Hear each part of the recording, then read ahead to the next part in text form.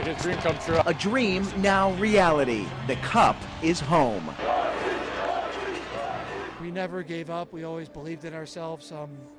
It's so special, and just thankful to have this moment. 20 years of waiting, the Carolina Hurricanes are Stanley Cup champions. And through every shift, every save, and every goal, the fans never stop believing. It is fantastic, and I knew they were going to do it from the beginning of the year. Excited and happy. I mean, they deserved it. This year just felt different.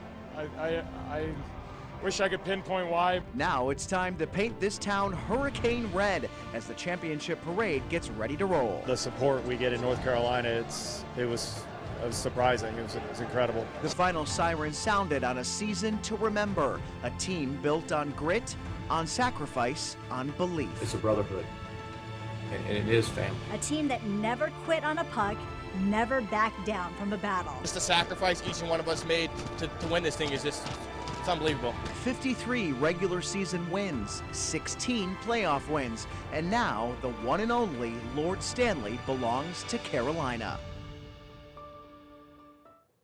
Oh, it gives you chills just watching it, doesn't it? This is an historic day in Raleigh. Take a look at this live picture from a helicopter showing a forming sea of red lining the streets downtown, ready to celebrate the Carolina Hurricanes Stanley Cup win. For the first time in 20 years, the Cup is back in North Carolina. Now it's time to celebrate. Good morning, I'm Chad Silber. And I'm Julie Luck. The Victory Parade is starting right now in downtown Raleigh.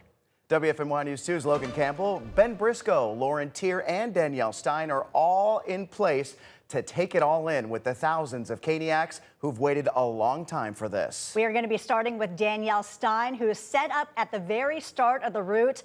Danielle, let's get this party started. Yeah, as you were mentioning, this town was ready to paint it red. It's been a long time coming, and a lot of the fans we talked to have been out here as early as 6 or 7 in the morning, hours just to get a view of the Stanley Cup champions. But it's well worth the wait, of course. It's been 2 decades, after all, since the Carolina Hurricanes last hoisted up Lord Stanley, and right now we can start to see this is all about to go down. The motorcade is in place. They're going to be the first ones who are going to be leading this parade. It's a 1.2-mile parade route. After that, we've got a lot more coming our way between the players, the front office staff. We've got the mascot Stormy coming as well. We have people of all ages coming from all around. In fact, they even asked on the PA system here, who here was here during the 2006 parade, and there were quite a few cheers actually to start this day off too. So a lot of people, again, have been waiting a long time to see this parade come through Raleigh once again. This time, though, it's different. This time, going through the heart of the city itself, ending at City Plaza. You can see right now the motorcade is starting to begin. The next thing that will be following will be the North Carolina State Pep Band will be coming through, kicking things off. There's going to be a lot more coming our way. We've got fan reaction all across this parade route, up and down. We know that this is going to be ending at City Plaza, like I mentioned, where the team will be getting off and making their celebratory speeches. Guys, this is just awesome of an environment so far. I mean, you're starting to see the support of the fans cheering as you see this motorcade right here, getting this day started. People have been waiting a long time for this.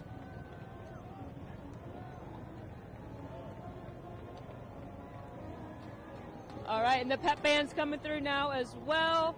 We were actually just speaking with a couple here. Their daughter is the piccolo player of the NC State Pep Band, and Dad actually was here 20 years ago as a North Carolina State Police officer himself. So it's a pretty full circle moment for this one family we're sitting right next to as they're watching their daughter leading the charge, playing the piccolo in this marching band as well. What a way to set the tone for the day. Oh man, so great to see, Danielle. Look at all those people out there. On the left side of your screen, you're getting a chopper view of some of the double-decker buses where the players, where the team and coaches and staff are waiting. They're, of course, the main event here, and so they will be getting ready to get into this parade shortly. And there are dozens of organizations involved in this parade. We're counting 24 coming out in different groups, starting with the police department, the motorcade, as you saw, the honor guard. Now you're seeing dance team, and then following, it's going to be coming up is the Raleigh's mayor, Janet Kell. We'll be seeing her shortly. But this is what you're seeing. This is kind of like the culmination, right? Kind of leading up to everybody wants to see the players, the Stanley Cup winners on those double-decker buses. And you could call it the pregame maybe. And so that group that we were just seeing, that's the NC State Power of the South band and dance team. If you're an NC State fan, first of all, you've got the right colors on today. And that really is a great way to get this parade started. We've got some gaps here like you would at a normal parade, but we know that the Raleigh Fire Department with the mayor is headed up next. We're talking about 100,000 people expected here, and our photographer, he couldn't sleep overnight because he was so excited to head out. So he went out to the parade route at 4:30 this morning, and he saw people already lining up at 4:30 a.m. And Logan Campbell was putting pictures on social media today showing she was there at 8 o'clock, and there were already all sorts of people lining this street. I mean, if you think about it, if you've been a Caniac for years, if you remember back in 2006, and you obviously are around today, you want to have a front row seat to that parade. Absolutely, because this is one of those things where, you know what, people have been excited about this team throughout the season, and they had that momentum, and they get to the final, and then they end up winning the whole thing. I mean, this is really just gives you so many chills, and people want to be part of the celebration because people are so very proud of the Hurricanes.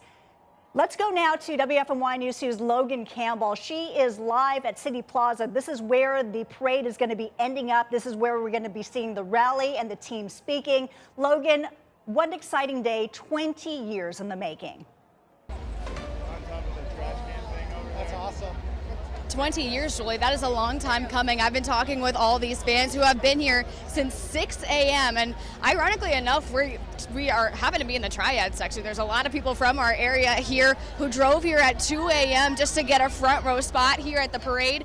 Like you mentioned, this is where it's ending. This is where the party is at. You can see everyone is so excited for the Carolina Hurricanes. 20 years in the making. I talked with people who didn't come in 2006, and they said we're not going to pass up the opportunity to see the championship, see the players, and celebrate the players here today. People are pushing their way through. Everyone is so excited to bring a championship back to Raleigh. Guys, the party is just getting started. You're going to have to come back here when the Carolina Hurricanes get closer, because I'm sure if you thought that was rowdy, it's going to get even better in a few minutes. Oh, they look so fun, Logan. And I just want to get your perspective on this. You followed the team for many months leading up to the Stanley Cup win. You were obviously in Las Vegas when they clinched the Stanley Cup and lifted Lord Stanley. What is it like for you to be on the ground there at their watch party, at their party of all parties today? Chad, this is like the cherry on top of everything. For those of you that don't know, when you're covering a team in the Stanley Cup final, it is a very grueling postseason. You know, we started covering this team in April. We went straight from March Madness straight into the Carolina Hurricanes coverage, and it has been nonstop every single day for the last 2 months covering this team. And you get to spend so much time with the players, the coach, and the owners.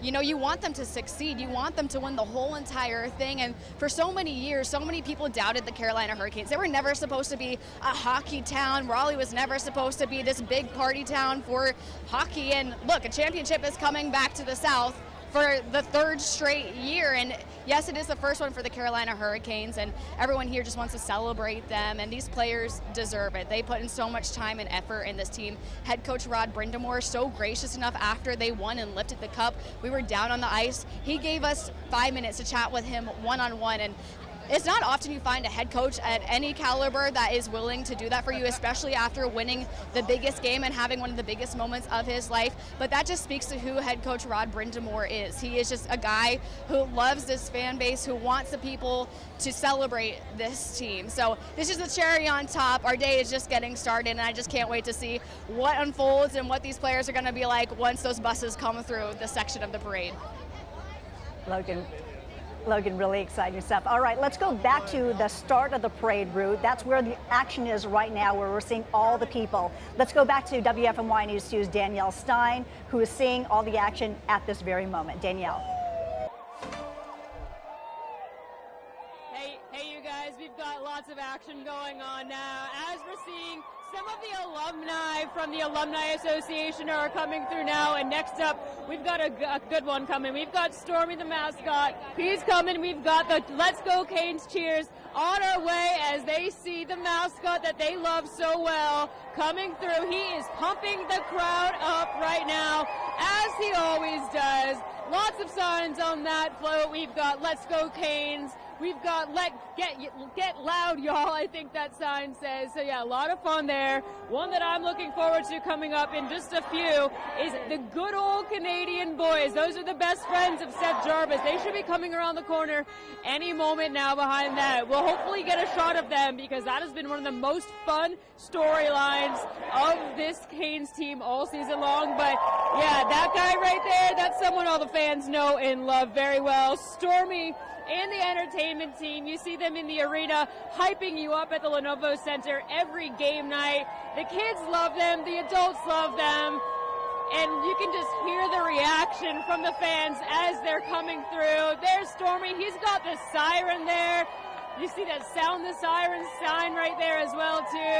They know how to hype up the crowd, and it is absolutely working. What a beautiful float that is too, beautifully decked out.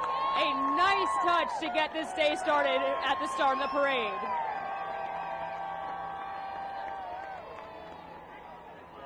Danielle, it's hard to tell just from our vantage point, but can you even guess how many people are just in that small area where you are right now? It looks like there are just rows and rows of people on both sides. Yeah, that's probably my worst quality is guessing numbers, but I would definitely put this at thousands where I am. A lot of people are packing in. We probably got at least 10 rows back of people. That's just in this general area at the Star. If you look down the street too, you see just seas and seas of red, black, and white. Like we said, they're painting the town red big time, and you can start to see some more floats coming through as we see another one right now. Let's see which group. This one is coming our way. I believe that's the Carolina Hurricanes Foundation, Danielle. We've got, that is, I believe so. They've got the radio flyer truck bed coming through, big waves and smiles, some cool flags as well. So a lot of good vibes, good energy here. Some Hartford Whalers jerseys, of course, that was the team before they ended up moving to Raleigh, so a little nice nod to their past too with the Whalers jersey right there. You can see in the green and the blue jersey right up on that float. Awesome to see so many people who have been involved in this team's success getting to where they are today, getting the chance to be celebrated amongst thousands and thousands of fans who have been just die hard for them all season long. Danielle, I know a lot of people, you had mentioned this as well, but a lot of people are just very excited to see the good old Canadian boys. We believe they're coming up next. I mean, obviously these are the best friends of Seth Jarvis, and we know that they have traveled all over the world for this team. Yeah. They have been what is such so a great fun about little this is just story of this Stanley Cup team, and specifically Seth Jarvis.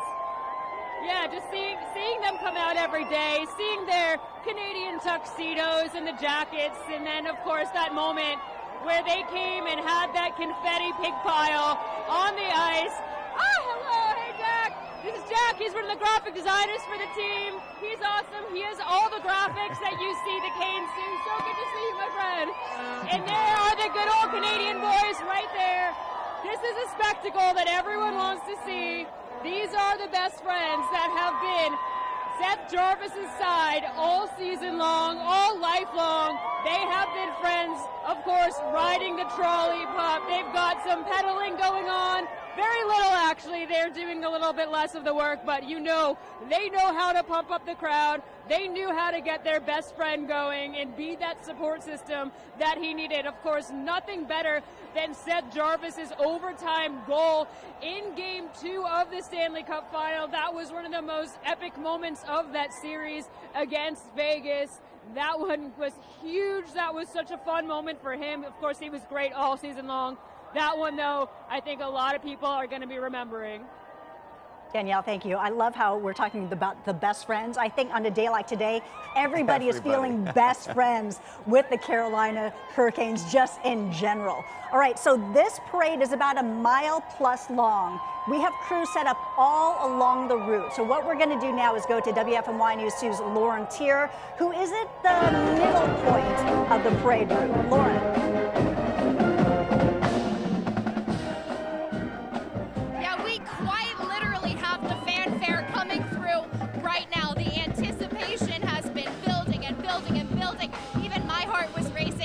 Just a block away, and now they're here. The parade has finally started.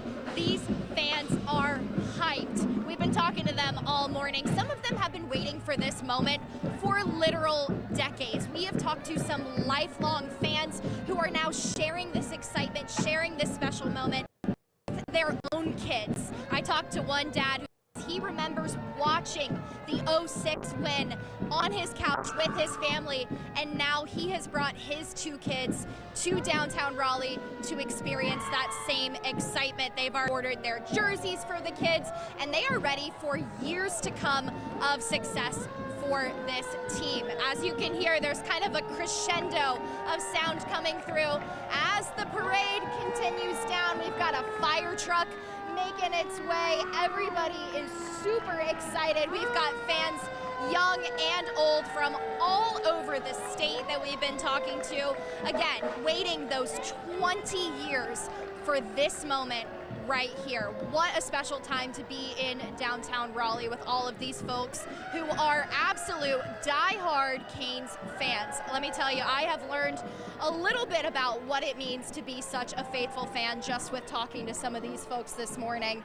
It is truly a very special environment, and you can tell that this just means so much to this city. I was talking to one young kid, 15 years old. He said, how could you say that Raleigh isn't a hockey town? Just take a look at this crowd and all of these people. Look how excited they are.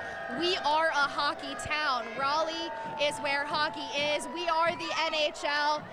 And it is just so cool to be able to stand amidst all these people who feel the same way. We've got all these young, awesome fans walking by with their jerseys. Everybody's so excited. Man, this is just so cool. I'm having a blast already, and it's only been a few minutes. Of course, we know there is a lot more excitement to come as this parade rolls on through. And again, we are on McDowell and Hillsborough Street, so right by the Capitol. But this parade is now officially rolling on by, and we're excited to see what's come. Julie, Chad? Looks so much fun out there, Lauren. Thank you. And if you're watching us right now on the right-hand side of your screen, you will see a chopper shot of all of the double-decker buses that are carrying the players, carrying the team and the coaches as they prepare for really what will be the grand finale of this parade. But even with the grand finale, I'm looking at the pictures on the left. And what's always nice is let's be quiet during parades, right? And you can hear. Take it all in. You know, just listen to this.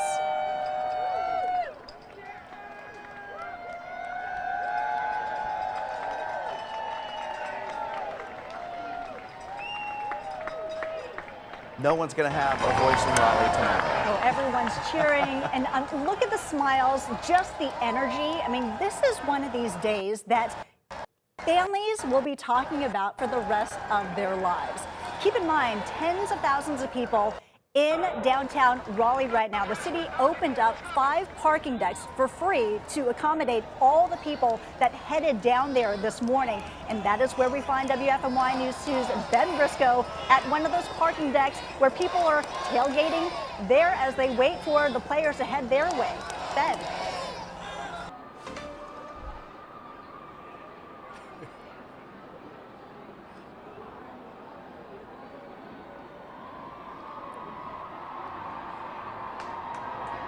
One of my favorite things about the Hurricanes is that it is the only hockey team in the country that has a tailgate culture before the game. And take a look here at the view that they've got. This is on the 3rd floor of a parking deck here. It's really quite a view above the crowd, because if you're down there, look, they're at least 20 deep at the street. You're not going to see nearly as well as you are up here. Melinda to pick this prime spot You've been working on this for a week trying to pick the right one. Yeah, the second we found out that we were going to be having a parade here, we decided that this was a spot. My office is right across the street. We've been spinning it out every day. I'd kind of try to figure out the best vantage point, and I think we picked it. You guys were supposed to go on a trip to D.C. today, but you canceled it to be at the parade. Why is it so important to be here? Well, this is the first Stanley Cup we've won in 20 years. It's only the second of the organization, and we thought we could not miss this important part of history. And if you listen right now, the band is actually going right down the street. Oh, here comes the NC State marching band right behind the Raleigh police officers in honor guard. What a fun time out here. Before we go, I want to have Melinda show us around this setup here. You guys have quite the setup. Yeah. So if you'll look at my car, I have a nap station if we get exhausted. We have a little bar situation on the tailgate. We have a couple of coolers over at the side. We have some couches. We've got it all over here. If you want to come visit, we got lots of snacks and lots of drinks. It's so exciting. I don't think anyone's going to need the nap station today. Yeah, well, maybe if we drink a little too much, we'll see. Well, please be careful. I want to show you, this is all the way down here. Every single one of the floors in this parking garage is just like this right now. It is a party in downtown Raleigh. I wish you guys could be here. Yeah, that is a perfect setup too, because you've got the garage, so you've got a good vantage point, and then you can look over, see the parade from higher up. You've got your tailgate. Those are some very smart fans. No kidding. And, you know, we had also the chopper video up, and so you can see that vantage point, which is epic, right? But this is second best, right? And not only that, they are shaded. And it's also perfect. helpful, though, too, because today, actually, the weather turned out pretty nice, where the humidity started low 80s today. It's going to creep back up. But with the lower humidity today, perfect day for a parade. And that's why so many people have gone out to the parade. Let's go back out to WFMY News 2's Danielle Stein, who is at the front of the parade to see where we are now.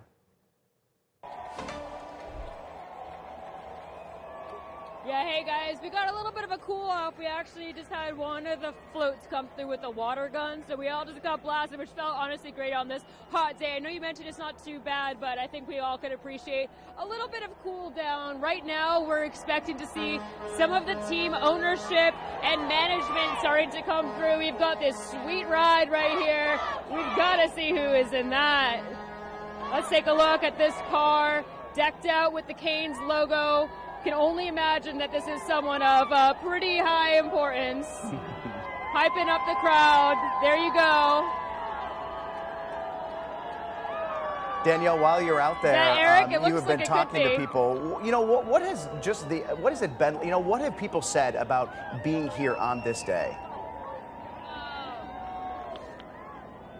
Yeah, I mean, everyone's been waiting, even if you're a fan of a couple of just this season or if you're a lifelong fan. There was something about being part of this team, watching them, following all season long, that just seemed to really connect everyone with them. Maybe it was just the fun personalities, maybe it was the winning, but everyone just wanted to be part of a piece of it. It's something that just is bringing the city together in a way that they haven't experienced before.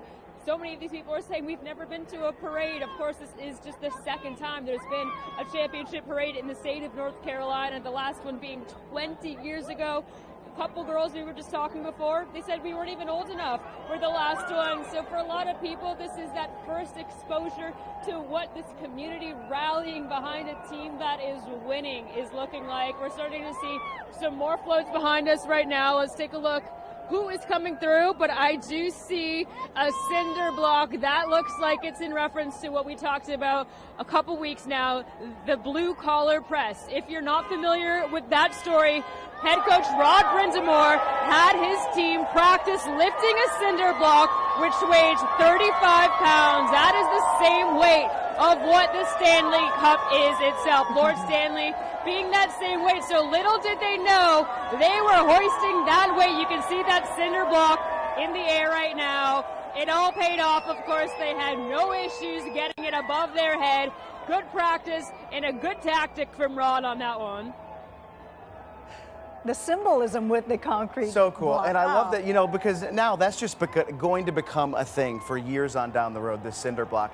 Danielle, I want to ask you, as someone who covers sports a lot, you always hear from coaches and players saying, you know, our goal is to win, to be the best, to win a championship. It's not often you get to cover teams here that actually fulfill that goal. What's it like for you as a sportscaster to see this team actually do it? Yeah, it's unbelievable, and it's one of those moments where you realize good vibes and winning, it all comes together. When a team is doing well, everyone seems to be happy. People want to talk about sports. People want to be involved in the coverage and learn and hear. So when a team like the Canes is doing as well as they're doing, bringing hockey back to North Carolina at this level, of course they've been knocking on the door for so many years, being in the playoffs for the last 7 straight years without getting beyond and breaking through for that Stanley Cup like they were able to do. It's just that feeling of satisfaction, seeing it go through. Let's see who we've got. We've got some beads being thrown right now. I believe we've got some sort of like the team personnel themselves with the team owners. There we go, getting some beads throwing. You can see the little kids excited to get a little piece of some history. They're all happy. You can see all these kids down below right here trying to get their hand at it. They're fishing at this point. That's just what this means. If you're a fan for 10 years, if you're a fan for the past 2 months, it doesn't matter. Everyone gets to be together in this moment, celebrating all the same. Danielle, thank you. And that's what's so great about sports. I mean, you can be a fan for decades, or you can be just joining in on the fun, but there's so much elation. It's just the synergy. It's just, it gets so many people together. It is such a unifying thing. No matter your background, no matter your beliefs, whatever your thoughts, you know what, you can all get behind the Canes. Let's go now to WFMY News 2's Logan Campbell. She is live at City Plaza. This is where the route will be ending up. Logan, how's it looking out there right now? Well, the front of the parade just got here and everyone went crazy, and it was just NC State's marching band and the police department that came through, and everyone was breaking out into a "Let's Go Canes" chant. And you know, I'm here with the Winkler family who has lived in North Carolina forever. I overheard you. You said this is insane. Why was it important for you guys to get here? You weren't here in 2006, but you're here now. We love the Hurricanes. We love our fan group. We love the people that cheer them on with them. We're just huge Canes fans and just so proud of our boys to bring it home, man. Let's go Canes. Oh, yeah. We obviously have Seth Jarvis's biggest fan right here. Game 2, when he had that overtime winner. Take us through your mind in that moment. I don't even remember. I think I blacked out. It was amazing. I love him so much. Love you, Seth. And it's a little bit hot, but you're dedicated to wearing his jersey today. Of course. I will pass out in this jersey if I have to. I'm not taking it off. We'll carry you home if we have to. Let's go Canes. That is the energy we need. You know, a lot of people discredit North Carolina, Raleigh, saying it's not a hockey town. What do you say to those people? Keep them out. I said there's 5 hockey rinks in our area. The ponds don't freeze over in the winter. And you have 100,000 people in downtown Raleigh right now showing out for the Hurricanes. This is a hockey city. We're a hockey town. The Hurricanes are a hockey team to remember. Let's go Canes. Oh, yeah. And these fans are unbelievable. It doesn't take much to get them going. Yep. It doesn't, and surely the Lenovo is one of the coolest atmospheres. For those at home watching, how would you describe not just a regular season game, but a playoff game inside the Lenovo? Loud. Very, very loud, electric, everything you can imagine. It's amazing. My voice was trashed for 3 days after that last game. Yeah, that we It's were unreal. at. Yeah, Unreal experience. Unreal. Well, we are happy that you guys are here. We're happy to celebrate with you guys. Let's go so enjoy the Canes. rest of the day, guys. And thank you. Thank you. Guys, the fans are the best for the Carolina Hurricanes.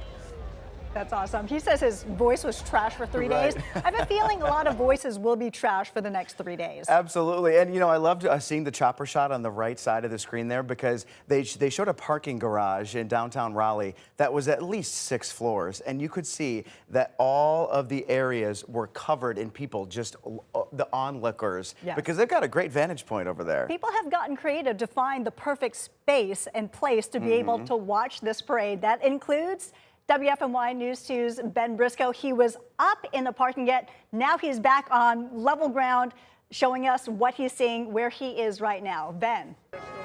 Let's go Canes! Let's go Canes! Let's go Canes!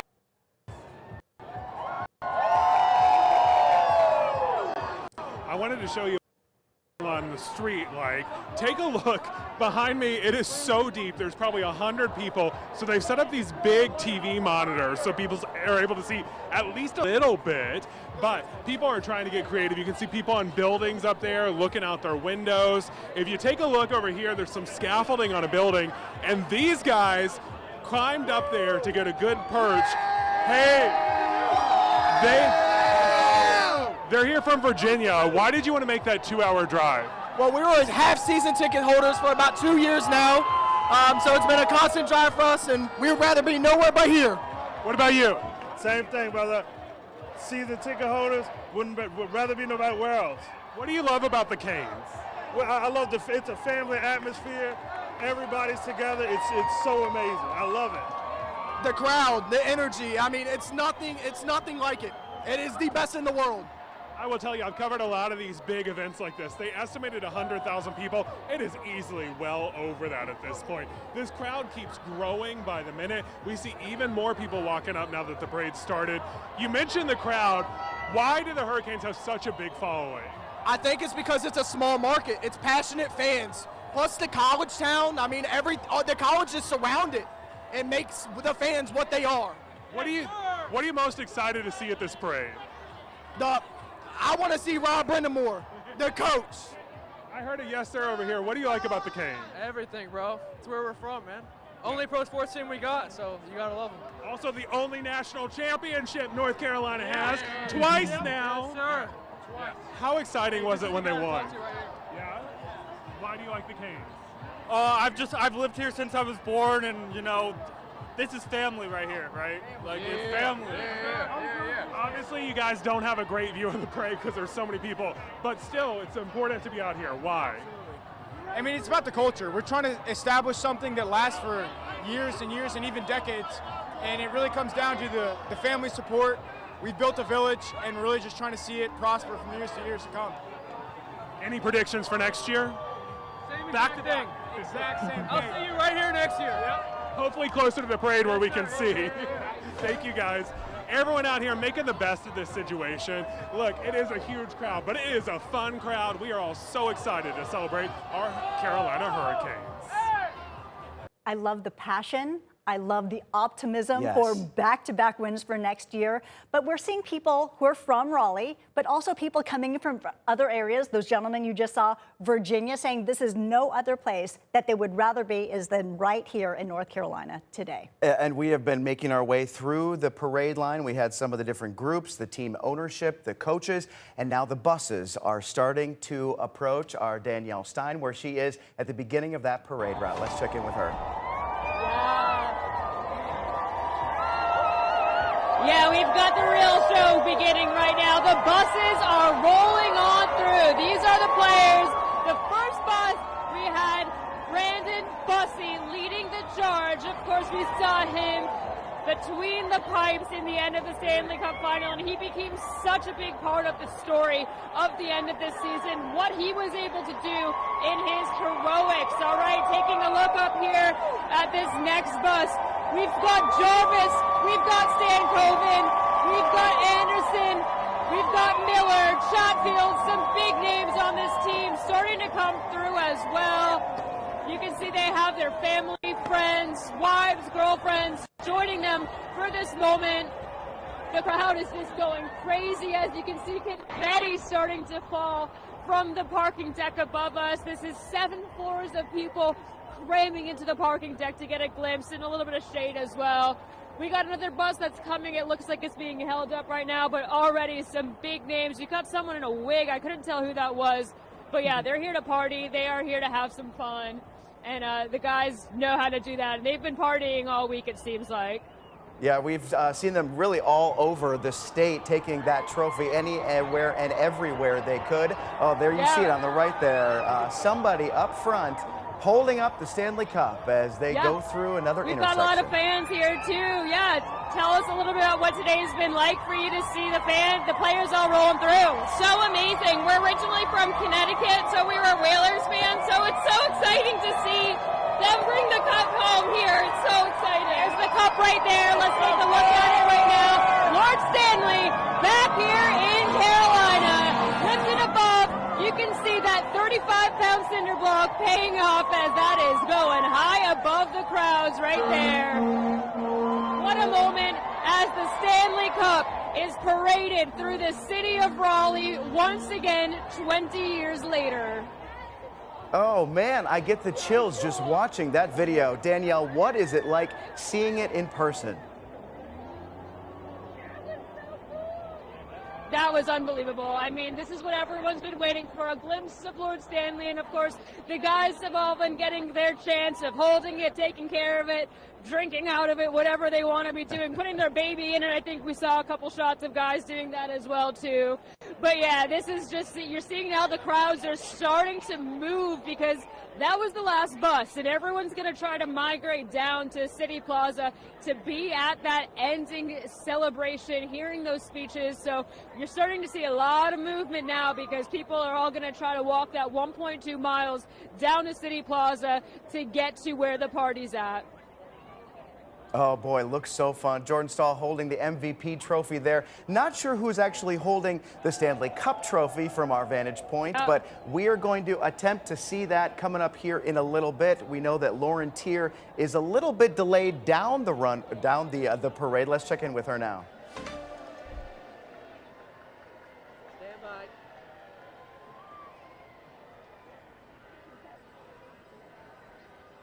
Yeah, guys, I'm still out here. I said it once, I'll say it again. These are some dedicated fans, and to prove it to you, we're going to talk to these folks over here on the sidewalk. All right, I am here with, what's your name? Sherry. Sherry was out here at 6:15. Sherry, you want to tell me why you were out here so early? Because I love Rod Brindamore and Amy Brindamore and the Carolina Hurricanes. And you have some fun people with you. Tell me about brother and sister from Ohio. And then a lot of people I work with at St. Timothy's, we love them all. Okay, so this is a Cleveland crew. They drove 9 hours to be here, left at 5 p.m. last night, got in around 2 a.m. And you wouldn't know. Did you guys get any sleep at all? No, it didn't matter. This is so fun. This is so exciting. We couldn't miss it. It was worth the 9-hour drive all day. Oh, yeah. You love to hear it. I mean, you want to talk about dedication. That is something else. And you know what? I bet there are dozens of people in this crowd with very similar stories because everyone here loves the Canes. Do we love the Canes?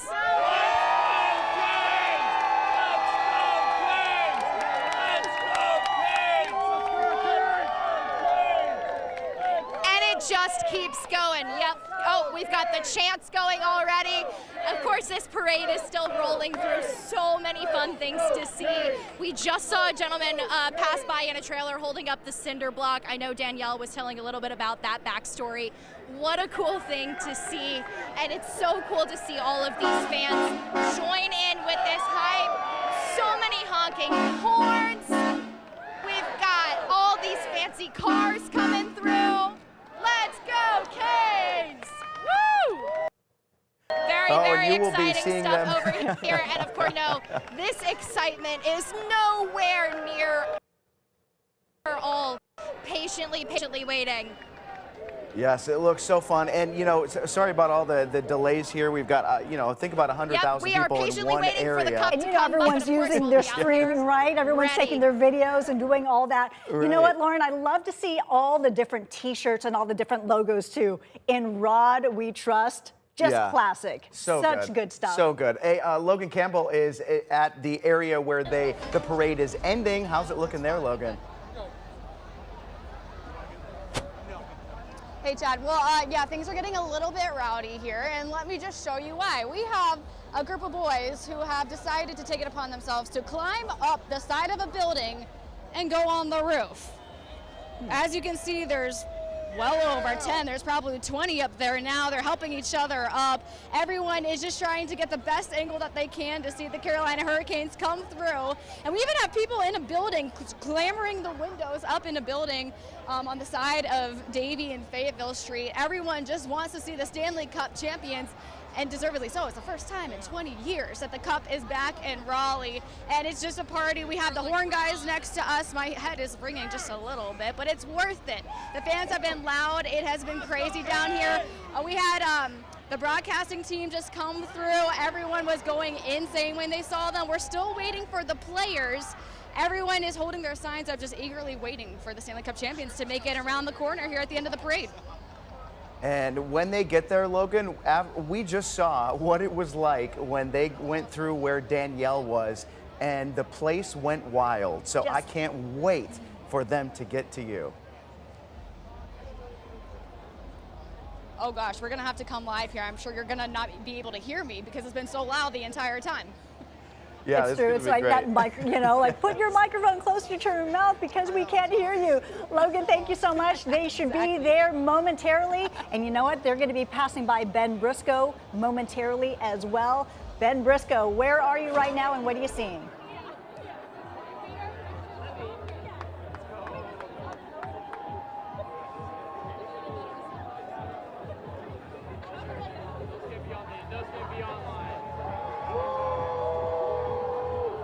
It is so exciting out here as people wait for these players to come by. I want to show you, it is packed all the way back to the storefronts. There is no standing room, and if you try to get through, it's like weaving and bobbing like this. I saw a poor guy with a double stroller, couldn't do it. Every time that truck honks their horn, let's go Canes!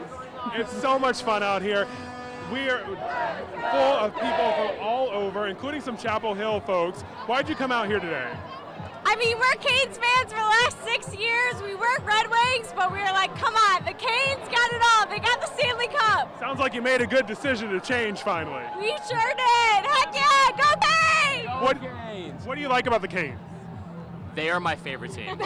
Why? My favorite team. Why? I've been a hockey fan since I was a kid, and I'm above anything I've ever been in my entire life. Go Canes! Let's go! You guys are way back here in the corner, can't really see the parade. Why is it still important to be here? So I remember, I grew up in North Carolina, so I can remember watching it my parents in 2006 when we won, so it's really exciting like 20 years later to like see it come back. Who would have thought 20 years later? I know, who would have thought, yeah. They're not the only fans in town. Where are you guys from? We're from Raleigh. We lived here for the last 3 years. Okay, why do you like the Canes? I mean, look, it's bringing everyone together. Look how fun this is. When you say everyone, it's such a diverse crowd out here. I know, everyone's here. How could you not? What's your favorite thing about the Canes? Oh, the team. The team is awesome. I love it. What about you? The electric forward check, and they just go in there and they score, and they also clicked on the power play at the end of the series. For me, it had to be, though, those 3 goals back to back to back in just a few seconds. What did you think when you saw that? We just lost our ever-loving minds. We lost our minds. It was awesome. Okay, and the shutout game at the end of the series, come on. Bussy's the man. We were at Teats, and we got champagne showers just like the team, so it was great. Lots of fun out here. They're just waiting for the players to come by now, and I'm sure it's going to erupt into a madness out here on the street, guys. Yeah, Ben, I'm glad that she talked about how it brings people together, because I have seen so many posts since Sunday of there are not many things that can bring Duke fans, Carolina Tar Heel fans, and NC State fans together like hockey here. It is so very true, and that's what sports has the ability to do that.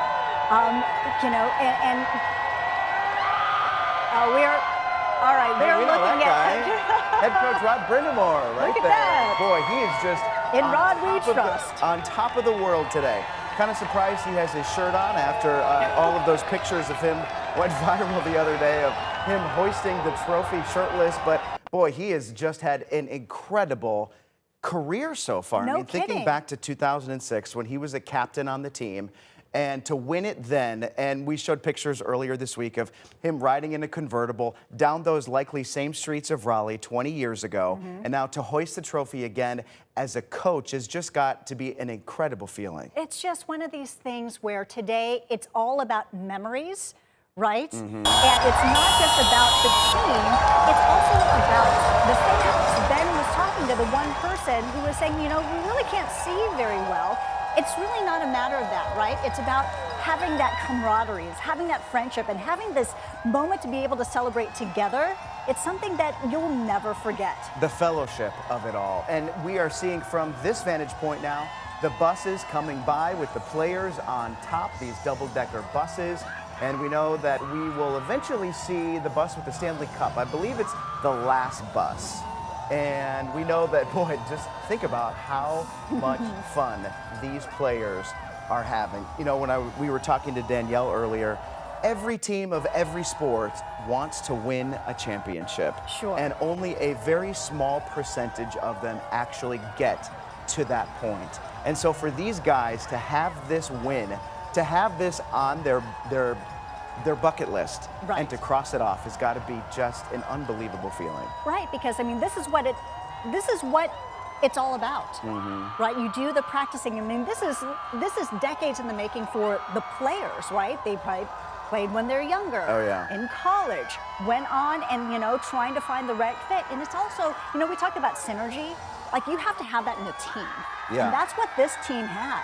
I mean, anybody who watched this season and watched the final, it was just, it was a roller coaster of emotion, yeah, right? But absolutely. then when it came down to Game 6 in Vegas, wow, right? Everyone just, that's another one of those moments that nobody is ever going to forget. And we have approached the end of the parade here, so we see what Danielle was telling us about earlier, kind of the mass exodus, everybody migrating to the end of the parade where they will be having this rally.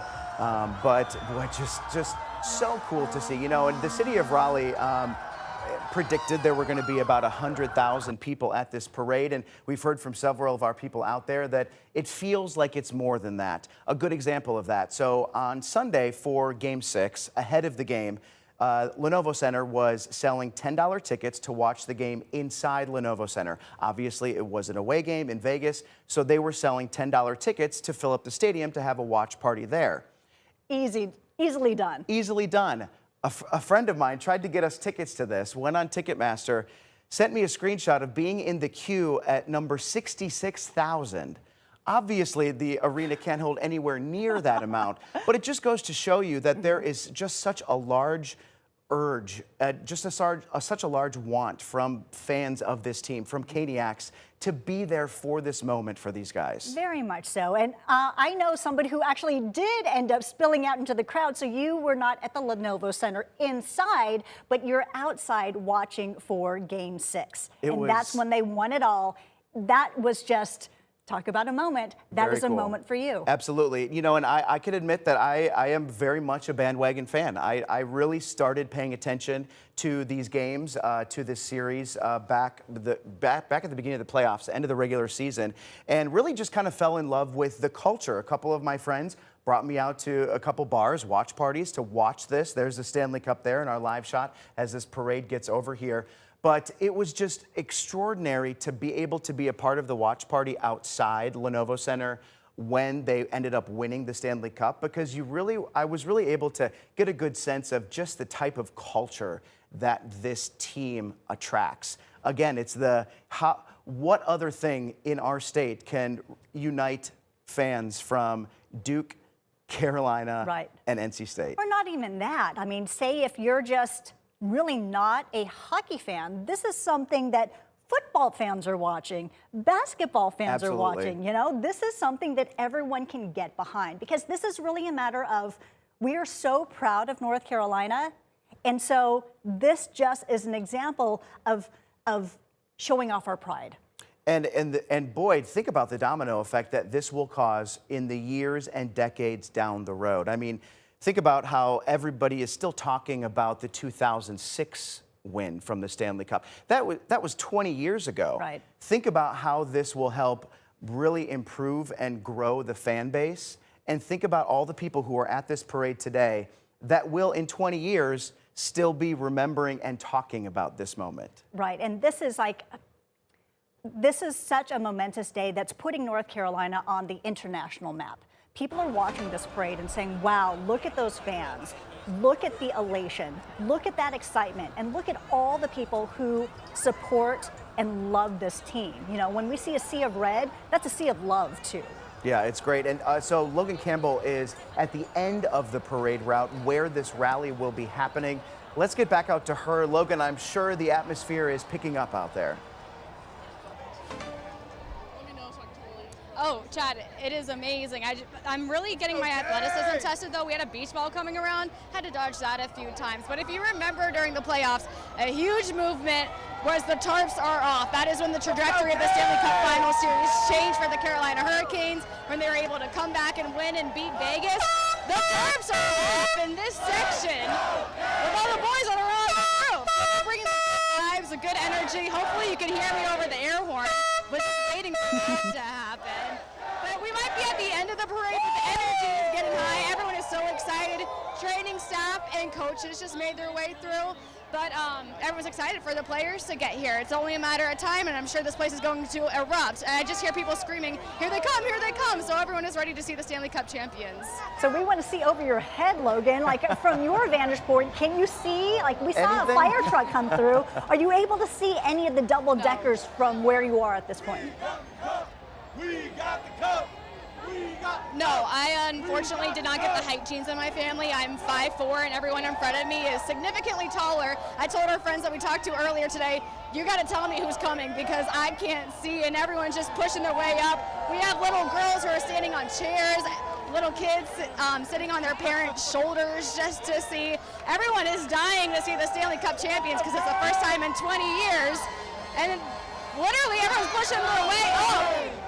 Guys, it is crazy. I can't even describe the atmosphere here, but the vibes are amazing. Here they come. Everyone's excited to see Bussy. I've heard his name a few times. Everyone wants to see Seth Jarvis, especially our friend back there. Andrei Svechnikov, Sebastian Aho, that first line who struggled throughout the playoffs really got it together in the Stanley Cup Final Series, and everyone was just so happy for their success, especially Sebastian Aho. He has been a staple for this team for years, the face of a franchise, and for him to finally start getting some goals, everyone was just so excited for him. They want to see him lift the cup. I've heard a few people say if he lifts the cup, they're going to start screaming and rip their shirts off. So, as I say, tarps are off here at the corner and the end of the Carolina Hurricanes parade.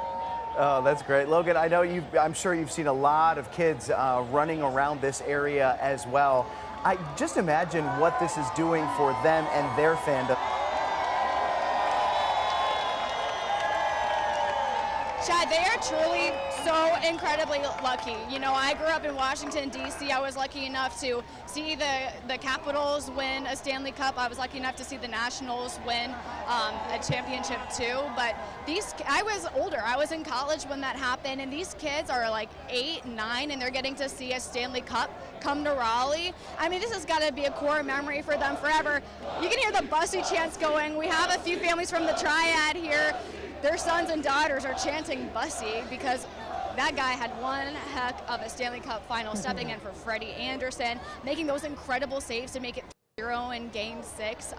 But back to the kids, I mean, how lucky are they? Because there's so many fan bases that have never seen their team win a championship.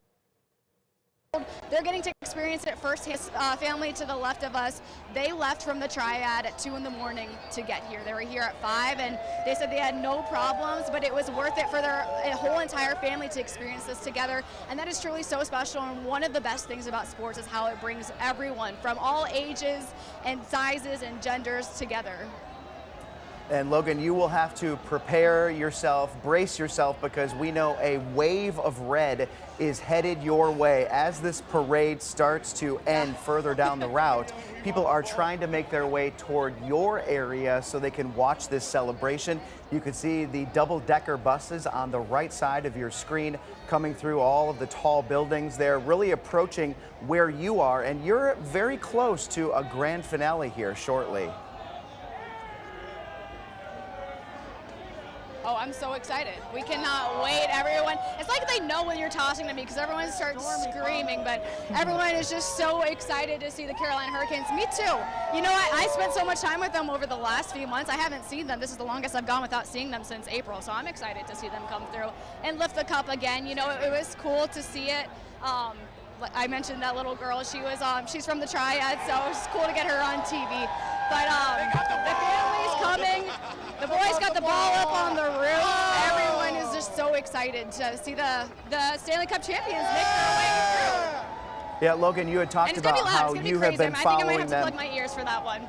Obviously, you've been following them since the beginning of the playoffs. Did you notice a difference between that first round and how they played, maybe how the fans were, the first round versus what you saw in the final round? The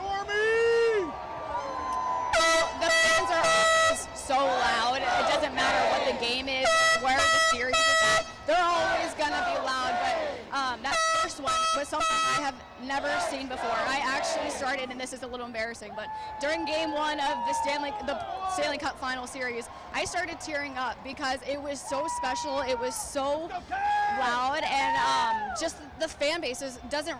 I think they do realize, but some might not realize how amazing this fan base is. There truly is nothing like the Carolina Hurricanes fans. They are so loud and so dedicated to this team. But throughout the playoffs, these games were a little bit stressful, and sometimes when that happens, fan bases can get very quiet. During Game 6 in Vegas, you can honestly, it sounded like a home game for the Carolina Hurricanes by the time it got to the third period.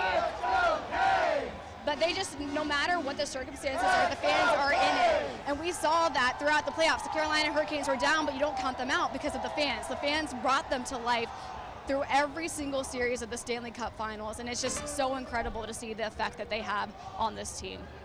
Absolutely, and boy, just love seeing the beauty shots of downtown Raleigh as those double-decker buses pass through 100,000, likely more, Caniacs as they prepare to get on with their celebration. Once they get to Logan down here, and the vibes, as she mentioned, they are high right now. I know, I'm still looking over. I'm trying to peek above you, Julie's Logan. on her tippy toes. I really am. I think I see a double-decker in the background. Well, I definitely see something red. You're right, yeah, right behind the pom-pom, right? But you know what's so great about this? If you, the shots from the helicopter, you see, the double-decker buses, and that's where the team members are on, and behind them is like the Pied Piper, because all the other fans it's like a sea of red following those buses. So I think they're really getting very, very close to Logan right now. Yes, okay. There they are.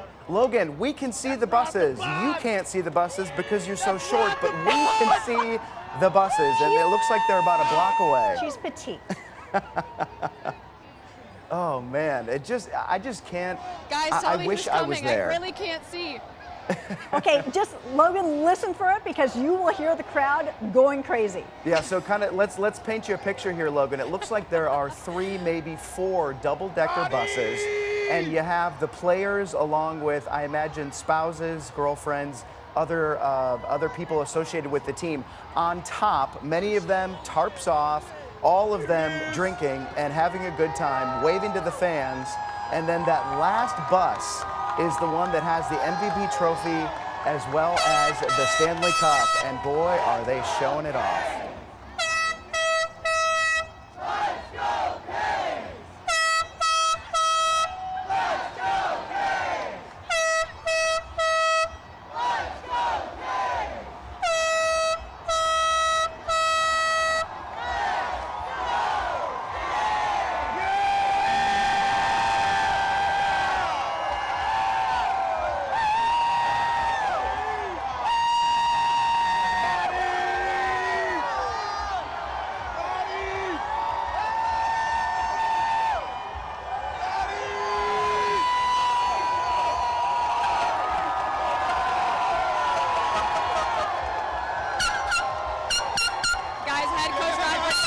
Came through, everyone was going crazy about it.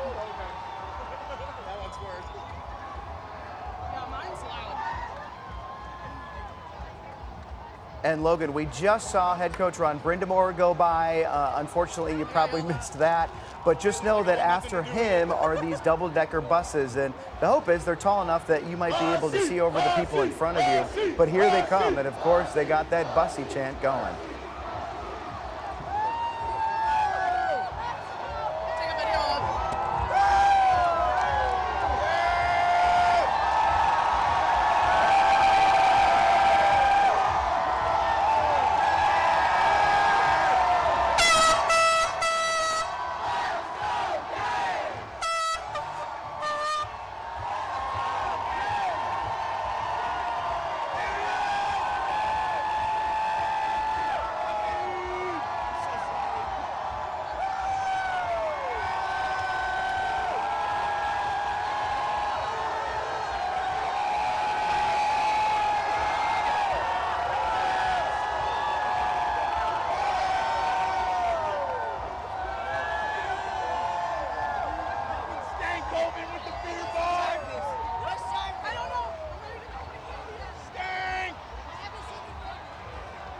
I can report I can finally see the cup, guys. We found a hole in the crowd.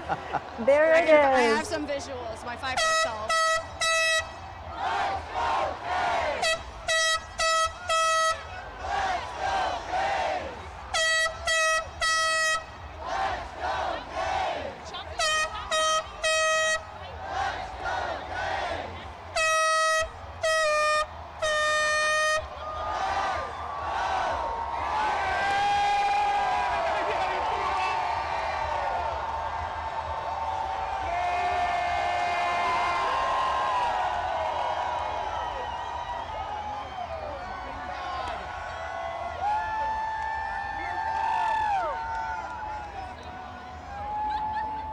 Just as expected, guys, the crowd is going insane. I think I might be sitting in the loudest section of the entire parade. What do you guys think? You can tell the excitement of the parade, the less you can hear from Logan and her microphone. Right.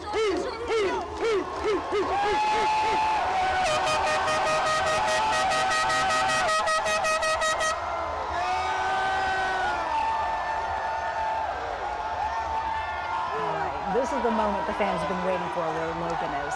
20 years in the making to see Lord Stanley back in Raleigh.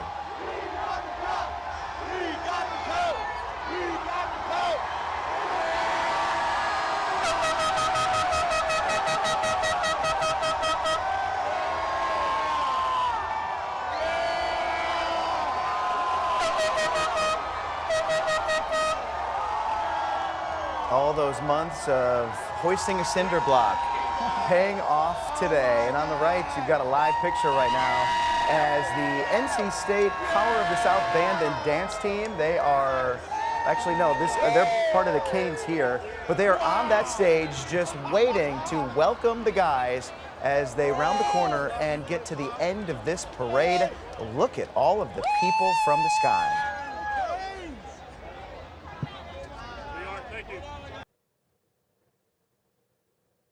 And now they are preparing to accept all of those fans who have waited for hours along the parade route, because they are all headed to that area where they're going to have the City Plaza. City Plaza. Words are, I'm losing my words. But so this is where they're going to be, this huge celebration. We're going to be hearing from coaches, from players, from the governor, from the mayor, just about how incredible this season was and how remarkable this team and special this team is and was in both 2025 and 2026. Yeah, so the parade route is coming to a close as you see those double deckers. These are the vehicles that are at the very end of the parade route, in addition to the Raleigh. When we see the Raleigh Police Department and Raleigh firefighters, that indicates that is the true end of the people involved in this parade. So after this, they're going to be gathering, they meaning the team, gathering at City Plaza for the rally Chad mentioned. We're going to be hearing from all of them, and this is where all the people, we're talking about 100,000, could be even more than that, all culminating to be able to hear the team speak about what a wild ride this has been this season. And what I love is that they have gone everywhere this week, all over North Carolina. You probably saw the other day, they went to Wilkes County and went to a golf course out there. And of course, the golf course, which is a private club, made Jordan Stahl an honorary member, and he brought all of his friends for a round of golf earlier this week. And I love that they have just gone all over the place. There's a bar in Raleigh on Glenwood. If you're familiar with Raleigh, Glenwood is a street that has a lot of bars and restaurants. And there's a bar called Teats that is one of the main Canes bars. It's actually owned by a former Canes player. Well, they put on social media on earlier this week that they were going to be at Teats. And bringing the Stanley Cup and several of the players, well, you can imagine what that did for the crowd. First of all, look at this crowd. Do you think sales boomed at Teats when they showed up? So a couple of my friends sent me some pictures. There was a line wrapped around the entire block for people trying to get in, just to get a glimpse of the team and be there to help them celebrate. It was the day they flew home, so I believe that was on Monday. And so it really was the first time that fans here locally were able to put their eyes on the players and put their eyes on the Stanley Cup after they won. So you're saying, you know, that was a little snapshot, that Monday night at Teats, right? People Yes. are just pouring in so they get a glimpse of the cup. Well, here we are. This is a bigger, broader picture, Yeah. right? So here's one bar. Well, now here's all of downtown Raleigh, just Right. filled. This is a sea of red and black and white, where people are just want to be able to celebrate and, you know, show their support and just say, you know what, good job, guys. You know, Right. we've been with you, and, you know, here, and you know how it is, like with sports, fans play a part too. A huge part. Right, and just hearing that thunder of applause and knowing that you have, that the fans have their back, like this is the fans win too. And so the picture that we keep kind of losing and gaining on the left there, that was the back of the parade as it was ending. Now, of course, this is at City Plaza, where they have set up a huge stage and where tens of thousands of people likely have gathered for this celebration that is supposed to start about 30 minutes after the parade ends. So I believe that we're kind of in that lull right now, in that middle point. There are some people on stage talking, likely preparing for what is going to be a wonderful celebration. Obviously, we've had our team spread across the route, and so they're now navigating their way elsewhere. Ben Briscoe was talking to fans in a parking deck, and then he was on the street talking to fans outside of the parade. I know he's also been in a restaurant talking to fans there. Ben's been everywhere. Ben, you've been all over the place today.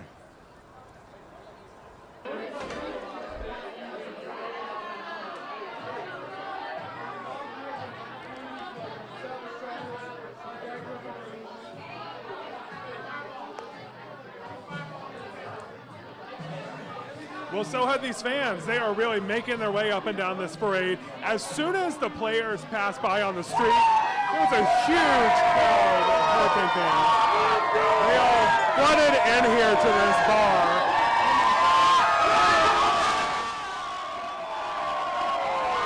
It is a madhouse in here. Why do you like the Canes so much? Because they represent Raleigh. I know they come. They just our home city. We love it. Let's go, Canes! Let's go, Canes! A second ago, the players just passed by. You saw the players pass by on those buses. What did you think? Raise up, baby! They're so proud. Why are you proud of them? Who wouldn't be? We waited 20 years for this.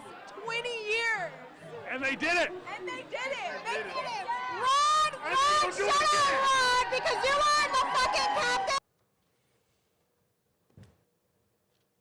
All right, we're going to cut away from Ben here because we don't allow swearing on television, and unfortunately, you know, people are having fun, and that happens sometimes. So we're going to let Ben continue to show us around this little party here, but looks like a great time in the bar, outside the bar. Obviously, people still on the stage getting ready, maybe getting the crowd hyped up because celebration's shortly underway. So we need to wait because people are getting off the buses. First, you got to park in their very large buses. Right. And there are a lot of people, so, you know, safety first. So what's going to happen is they're going to be making their way up the stage, and then that's when we're going to be hearing from the team, and everybody cannot wait to hear what they have to say. I mean, what a wonderful day. I mean, nothing but smiles, nothing but cheers, but like true elation of just so much pride. You know who I've seen that a lot from today is Logan Tier. Logan, you know, I've been, I'm sorry, Lauren Tier. Did I say Logan? I tied Logan with Lauren. They're and both here we having are. a good time.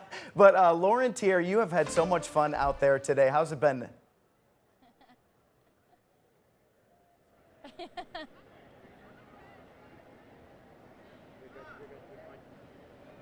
Truly a blast. I've never been to anything like this, so this is a first for me, and it has been a magnificent first at that. A few blocks away, you can actually still see the cup in all its glory, and let me just say, yes, everybody is still very hyped over here, but there is nothing quite like seeing that cup in person.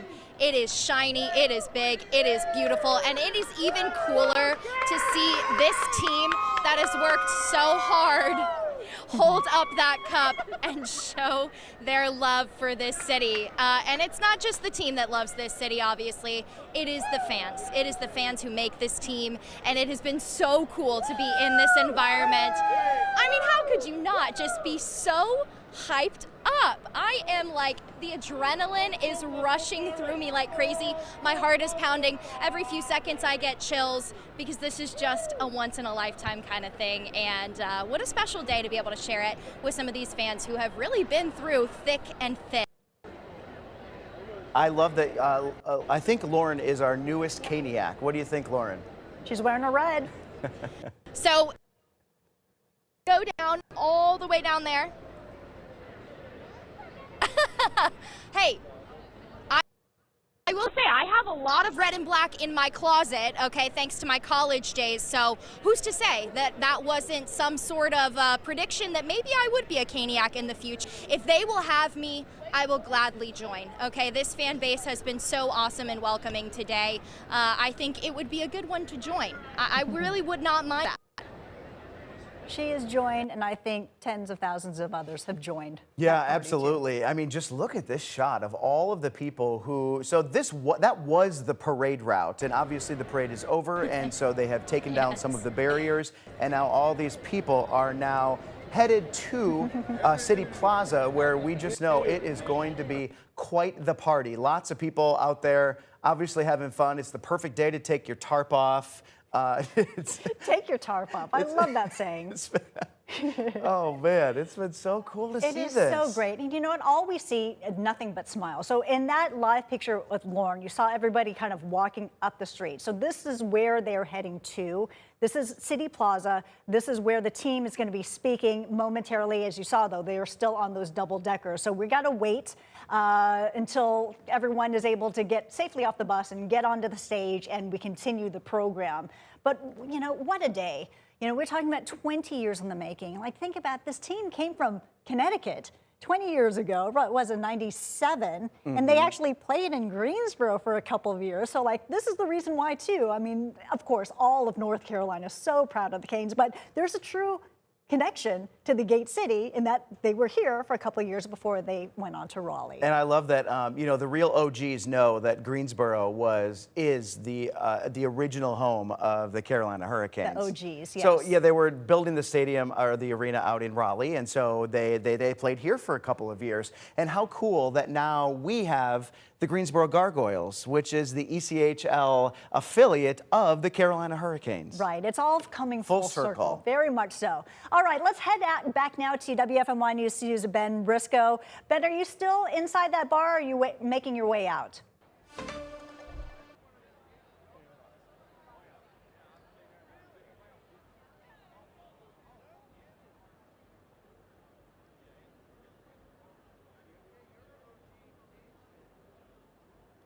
We came back outside now that it's gotten a little less crowded out here. Things are starting to calm down, but there's still so much excitement out here right now. I'm here with the Suggs family from Greensboro. Why did you want to drive all the way over here? Why'd you want to drive? This is our hometown, so. What do you like about the Hurricanes? Who do you like? Oh, who's this? Stormy. Hey, can you show people what you have paint on your face? Show them. Look at this. There are so many Triad fans here. Part of it is because the Carolina Hurricanes started in Greensboro. They originally played at the Greensboro Coliseum. Were you guys fans way back then too? Oh, yeah. Yes. You went to some of the games? Oh yeah. Yeah. Okay, what did you like about them back then? Fast-paced hockey. That's what it's about. Yep. That was quite a bit ago. Over the years, how have they changed as a team? Bigger fan following. When it was in Greensboro, it was small, but now that it's in Raleigh, seems like the whole state is behind this team, which is great. Watching it way back in the day in Greensboro, did you ever think there'd be a moment like this today? This is what you hope for when you play sports. You're trying to win a championship. So for them to go from Greensboro to Raleigh is really, really great for this state. What about you, sir? I've been a Canes fan for a long time. Both my boys are avid Canes fans. And Rod Brindamore, I've had all the respect for him all these years. He's an awesome coach, and I knew he'd bring it here someday. Do you think it makes him a better coach, the fact that he was a player and he's been through the champions before? I sure do. I sure do. Who's your favorite player? Oh, there's so many. Stan Coven this year, Aho. Jordan Stahl. Jordan Stahl, absolutely, and Logan Stan Coven. Do mom and dad scream really loud at the TV when the game's on? Yes. My daddy does. Do you get excited too? Yeah. Yeah. Well, thank you guys so much. Good luck on the drive home. Are you going to stay and see all the players talk? We're debating. I think we're going to head out while it's clearing out. We have it taping on WFMY News 2 Plus. That's it. We got it for you. You can stream it anytime on WFMY Plus, friends. So that's basically what's happening now is a lot of people who have kids are starting to head out while everyone else is making their way down there to the rally. You can see it is totally packed. All the shoulder-to-shoulder crowds you saw earlier are now down by the rally stage waiting for those players to start talking. Ben, thank you. I love that. Do the parents scream when the Canes are playing? They say yes. But you know what we've seen a lot of yelling today. And the Canes are not playing, but they are front and center today, hoisting up that trophy, showing the world that they're the winners. Oh, yeah, and Danielle Stein was one of the first people to show us what that parade looked like. She is now in the clear a little bit. How's it going, Danielle? Yeah. Yeah. First of all, I can see now. I feel like my eyes were watering that entire parade looking into the sun. But just getting the debrief, my friend Adam joining us right now. I mean, what a day today was watching the Canes come parading through the streets of Raleigh. What was that like for you to witness? It was amazing. It was a great time. I'm happy that we brought the Cup back after 20 years, especially moving to Raleigh in 2018 and being here now and like seeing what we've done for the city. And not to mention too, like if you're not from Raleigh, get indoctrinated with the team. It's just such a great fan base and such a great loyal fan base, and like the people here are quite amazing as well too. Yeah, what about the Canes or just the NHL do you think is really resonating with the people of Raleigh so much? I would just say like I feel like the loyalty and I feel like the individuals who are here and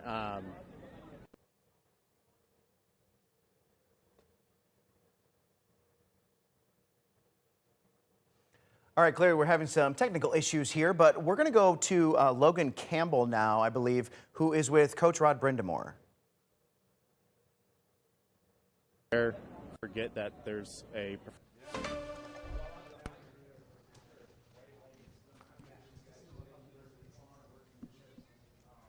Okay, so you've been watching us attempt to get an interview with head coach Rod Brindamore. Obviously, he's preparing for the celebration there. We've been told to stand by to wait for him. Apparently, we're going to do a one-on-one interview, so we're just kind of tap dancing at this point. Right. What's great, though, is this is what people want to see. They want to hear from Coach, yeah, right? They want to hear just like what it's been like. Yes, we've heard interviews on, on TV, sure. Right? But this is the day. This is the day that's just everything Canes. So it's just coming up momentarily, and everybody wants to hear from the players as well. I mean, This is just a special day. So many smiles, dancing in the street, cheering, the horns blowing. I mean, this is something. And you probably noticed that there has been a little bit of a delay. That when we toss to one of our reporters, there's a few seconds where they're kind of standing by waiting for us. So the issue is we're actually broadcasting our signal through the cell phone towers. Yeah, no, well, imagine when you get 100,000 people in one place, all on their cell phones, it's going to cause a little bit of a delay. So we're going to go to Captain Jordan Stahl right now. Amazing ride, and I haven't slept a whole lot. You can tell from my voice, we've been going pretty hard, but it's been so much fun and just moments I'll never forget. What was it like seeing the city like that? I was trying to explain to the fellows like what I knew was going to happen, and my expectations were so high because I know these Caniacs, I know what they're all about, and I was still blown away. Like I was like I couldn't even describe how amazing that was, and I know everyone else they were blown away too, and what a showing, what a day, what a moment. So many cool things to experience with my kids, my parents, and my wife, and these guys, this amazing team. Yeah, it's just been incredible. What was your favorite moment of the day? There's a couple turns there. Obviously with a few extra people in the corners and stuff, and you get the Capitol and Fayetteville there, and all those cool monuments here and stuff like that in Raleigh. You know, I love kind of picking out a few people here and there too, and just kind of making eye contact and like, let's go. It's just like such a cool experience. But I mean, all of it, I would say, just with my kids and my parents, and to see them experience for something like that, it's incredible. So that was definitely the coolest part. Before today, do you have a favorite memory from when you guys left Vegas and touched down here? Yeah, there's so many. Oh, jeez. Yeah, I mean, being out right after when we got back to Raleigh was incredible. Having a moment last night with, you know, having the guys over just at my house and chilling out and talking too. Like that stuff was, you know, being up in the mountains at the golf course, just the guys, and being able to break this all down and just experience and enjoy it with each other. The list goes on and on and on, and I hope I took enough pictures. I suck at taking pictures, but and videos, but I hope I took enough back. They're all up in here, and an amazing time. As you're going through the parade and seeing the crowd, what does this mean for you in the city of Raleigh? Yeah, it's like I said, words can't describe it. The best part, for me, is like I've been through all of it here, like every single little bit of it. I'm a hand tucker right now. I don't know what's going on, but it's like I've seen the ups and downs of all of it, and to be a part of watching it build, and what we're trying to get to, and you know, and getting kicked and down again and keep fighting back, and all these guys that have worked and to get to this top part and the mountain. The climb was amazing. The peak was incredible, and everything in between. And to share with my family, my kids, and everyone, you can't describe it. Is there a different appreciation at this point in life? It is amazing. You have been watching just a really great and just personal interview with Jordan Staal. You know, someone asked him, you know, what has been your favorite moment since winning the Cup until today? And he listed all these things, but one that stood out to me was just hanging out with the boys at home and just debriefing what exactly happened and what we've all been through and just reliving those moments. Right, because it comes down to teamwork, right? And these guys are forever going to be connected in a very, very special way. And speaking of that connection, you know, he also talked about being part of today and experiencing it with his family and for his kids to witness it. I mean, those kids have to be just so proud of Dad, just like the entire state is so proud of the team. Right. Lauren Tier is also one of those that are proud, who's also proud of the team. Lauren, I know you've been out and about talking to fans. How's it going now?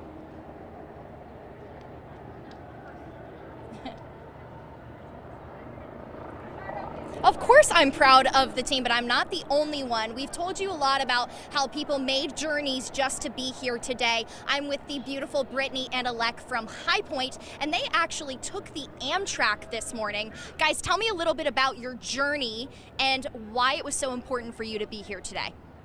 We knew we just didn't want to drive. That was like the most important part about it. I think they posted about it Monday that they were having. They were saying, like, if you guys try to drive, there's going to be traffic, roads blocked off, so just try to walk and get to, like, a close walking point, if that makes sense. So the transportation was perfect. Yeah, so I checked Let's go, Canes! Bunch of jerks!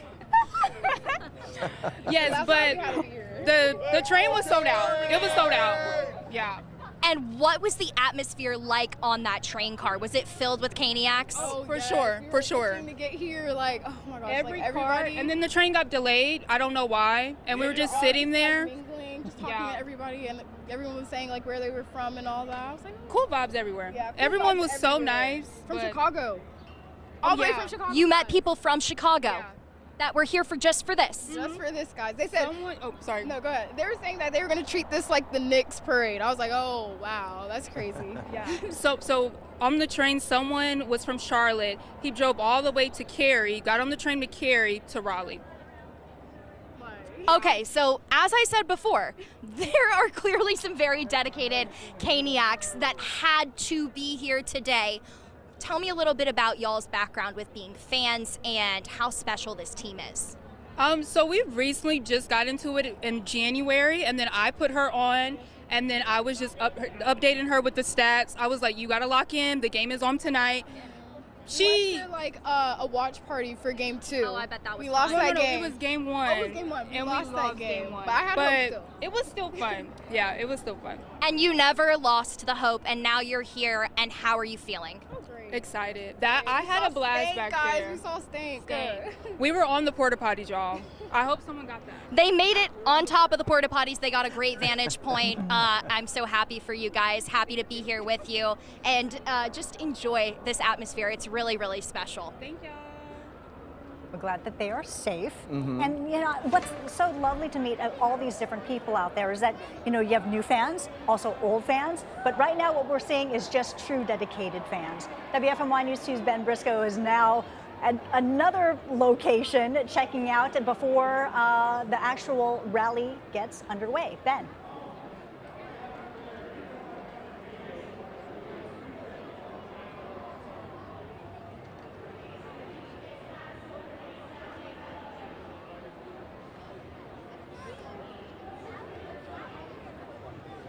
So we're about 2 blocks away from the stage, and it is completely full, shoulder to shoulder, all the way there. They've set up these monitors for people to watch if you can't get closer, but I will tell you, even from here, we could hear it when they sounded the siren, and the crowd went crazy, full of fans like this group right over here. Why did you want to come out today? Me and all my homies were just huge Caniacs, and we wanted to feel the electricity that we've got downtown. You know, they've just made all of Raleigh so proud, all of North Carolina, so we needed to come out and show our support. What was it like to see the team in person, like feet away? Well, when they had their shirts off, that was really cool. People kept tossing them beers. It was like awesome to see them not playing hockey, just being themselves. So that was really fun. Well, everyone's got a favorite part of today, that's for sure. Yes. Thanks so much. What about you guys? What was it like to see the players? Oh, incredible. I was going to say, we've had season tickets for 22 years. This has been a long time coming for our family. We could not be more excited and more happy. Okay, so 22 years. You were here 20 years ago for 2006. And I actually missed going to that game, so I've been on a trek. I had to bail out during that game, but I've been on a trek to we had the privilege of going to game 2 and game 5 of this, you know. Oh, game 2, that one was rough. Well, it's been an awesome road. Yeah. It's been awesome. What was it like seeing them close out with that sweep at the end of the series? I mean, incredible. We never doubted our team. We've never doubted Rod. It's just been a long time coming. You know, the past few years going to the playoffs, round 2, round 3, whatever, and then going out. It's been hard, but never ever doubted them. And no, they just played so hard, and they shut up all the doubters. Yeah. So it's been awesome. What has it been like seeing the swell of support? And when they started that many years ago, it was not like this. No, not at all. In fact, I went to Greensboro a bunch, and it's just incredible to see this turnout, and it's just awesome. It's awesome for the Caniacs. It's awesome for the city of Raleigh. It's awesome. What do you hope people take away from today? I don't know. Again, like he said, I feel like a lot of teams and a lot of people in the NHL have doubted the Canes before, and you know, we proved them wrong. Consistency and dedication and motivation, and this fan base never fails to show up. So. This is just going to grow with the expansion of the Lenovo and all that. I think it's just going to grow. It's just going to keep going. Thank you guys so much. One of the really interesting things is that Raleigh is not traditionally a hockey city. It has definitely become one. As a matter of fact, I'm sitting here sweating up a storm. We all are. And we're talking about a sport that's played on ice, y'all, up north.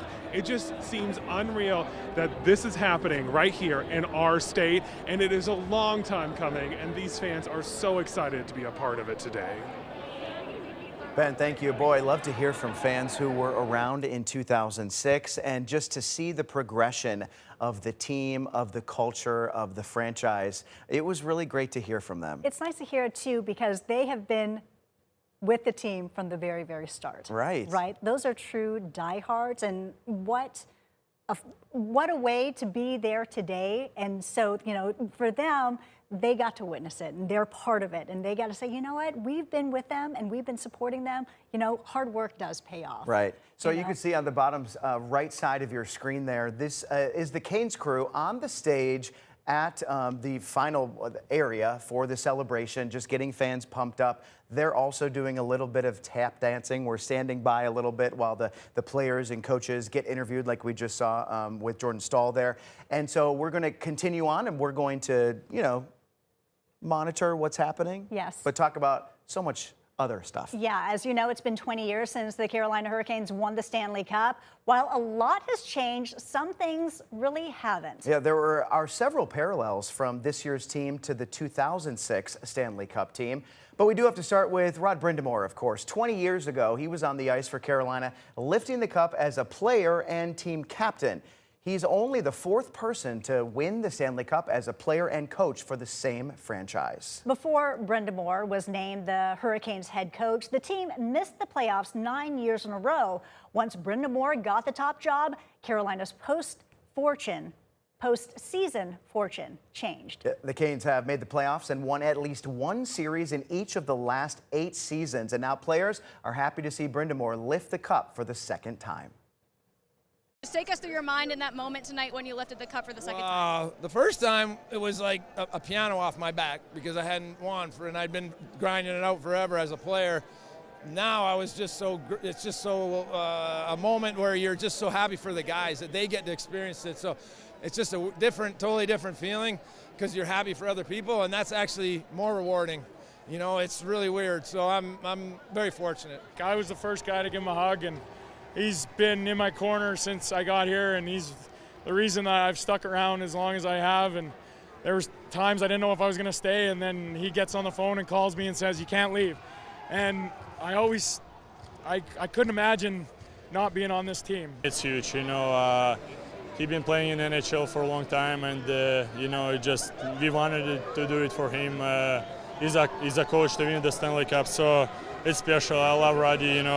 He's been such an unbelievable and big part of this. Yeah, he played the game, right? He knows what it takes to win, and he knows how we have to play to be where we are right now.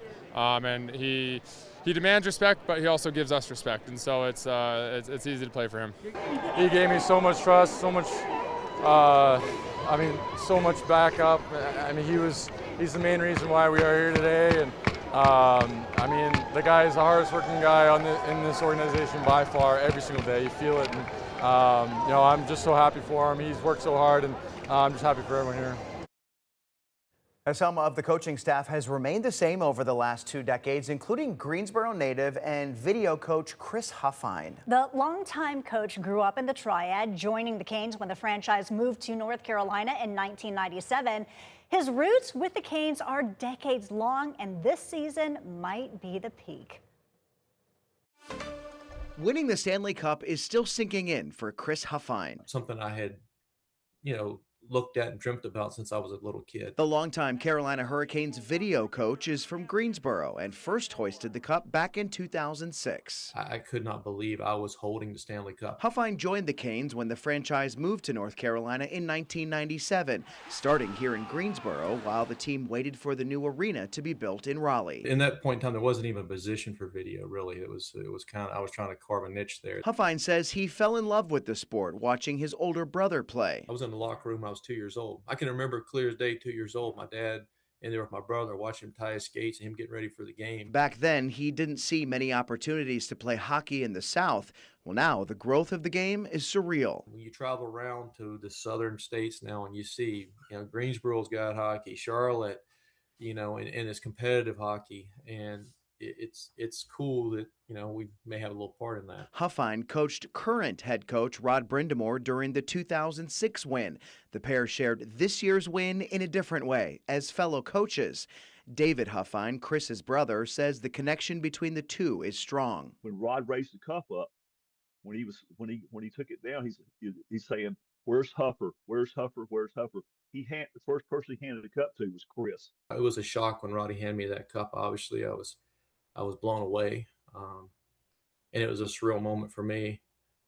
And it's obviously a memory that that's all life's about, is about making memories. And it's one I'll have for sure for the rest of my life. A lasting memory with a group he says is truly a family. When you do something like this, it's so hard, and it takes everybody. And it's such a journey.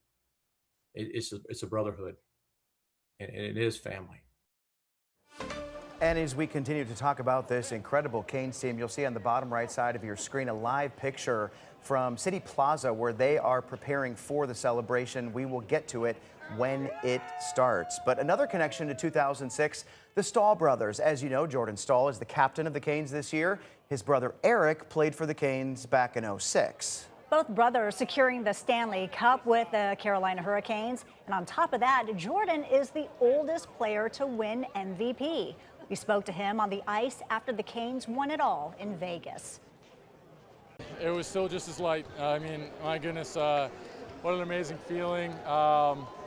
Different though, like for how long I've been here and grinded through to be able to build this culture and build this team and be so close so many times and never get it and keep grinding, keep going. I mean, like a dream come true. I was so excited to look at all the fellas and be able to raise it for them right off the bat and just, we did it. And I'm just like, I was so excited to show the fellas that we did it. I mean, my goodness, it's such an amazing feeling to be standing there and start that off, and just so proud of this group. He played unbelievable. I mean, he's a beast. He's always been that way, and thankful for the captain that he is and the friend that he is, and so happy for him. Obviously, winning the Conn Smythe, he deserves it, but I just love him.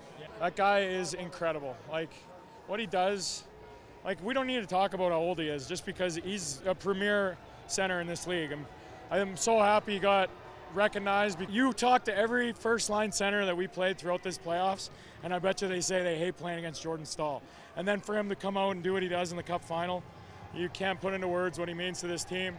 He's been through the lows here, and now he's lifting it above his head. So I'm so happy for him. It's because of my family, man. There's no reason I can never say anything beyond them, because I would never be able to do what I did these last few months without the support and the chance to be able to push my body and find ways to get better and take the time and effort to have my family beside me, and that's the main reason. Oh, what a feeling. Chad mentioned this. Jordan Stahl made NHL's history, becoming the oldest player at the age of 37 to win the Conn Smythe Trophy. The trophy goes to the Stanley Cup playoffs MVP.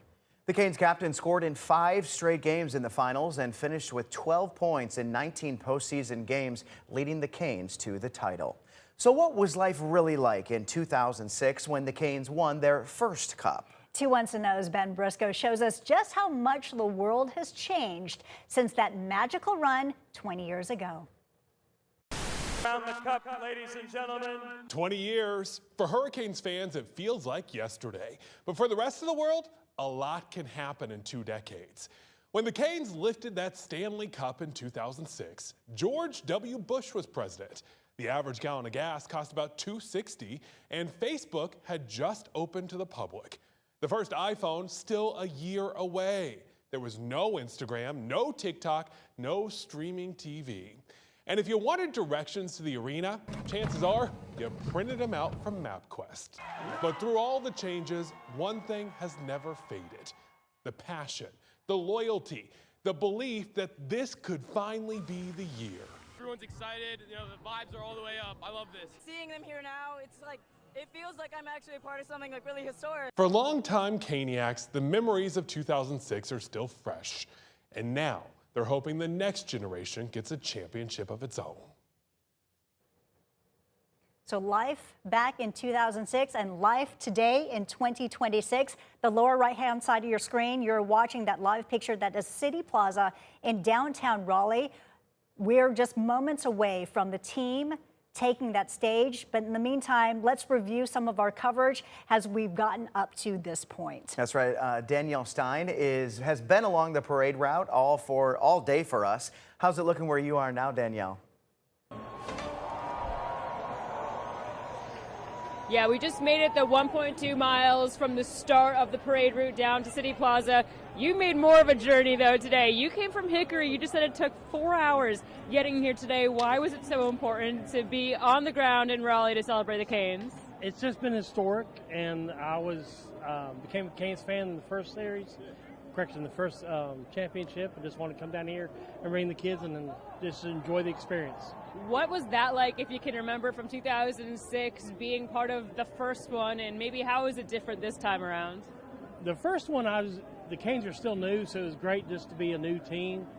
But now it's we're an established team, and it's just to bring the city, and it's the second national championship that the state of North Carolina has ever won.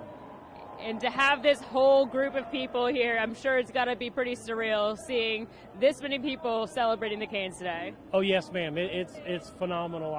It's unbelievable. Awesome. Enjoy it today, and we will enjoy it as well. Thank you. Guys. Danielle, thank you. And from one Stein to another, Governor Josh Stein has just taken the stage, and let's listen in.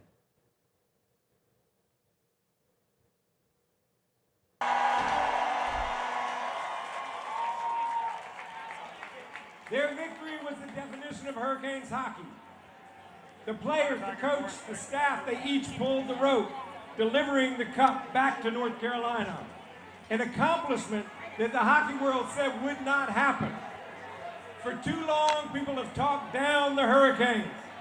They said we lacked superstars, that we were boring, that we were not tough enough. They said we were a bunch of jerks. They said that Raleigh was too small to be successful. They said that North Carolina is not a hockey state. I ask you, is there anything small about this celebration? I ask you, is North Carolina a hockey state? It is because of you. Night after night, you showed up for the Canes. You all made sure that every home game for the last 3 years was a sellout.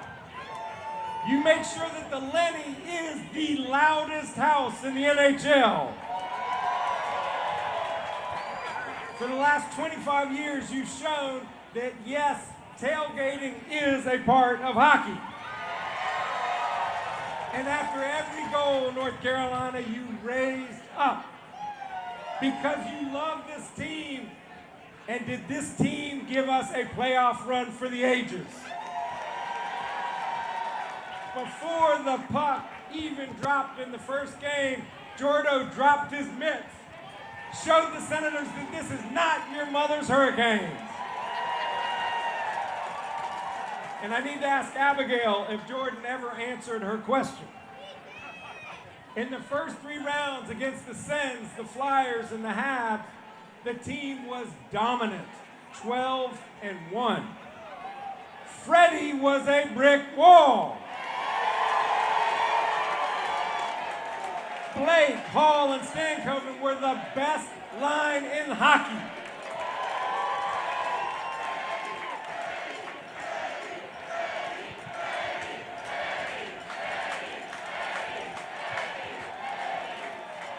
Keandre made a ridiculous diving poke check. Carrier and Walker hit anything that moved. Overtime winners from Marty, Ehlers, and Svetch, and Jankowski almost. In the finals, Stahl was an indomitable beast. 6 goals in 6 games, including the Game 4 winner, a miraculous backhander that he willed over the goalie's glove as he fell to the ice. Jarvie blasted an 0-2 OT winner in Game 2. Ghost masterfully quarterbacked the power play. Slavin and Aho were simply Slavin and Aho. To clinch Game 6, the team put on a defensive masterclass, and Bussy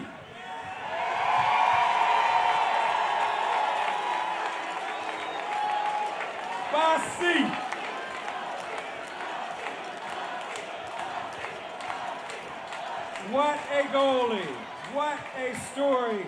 Brandon, we thank you for letting us get on the bus all season long.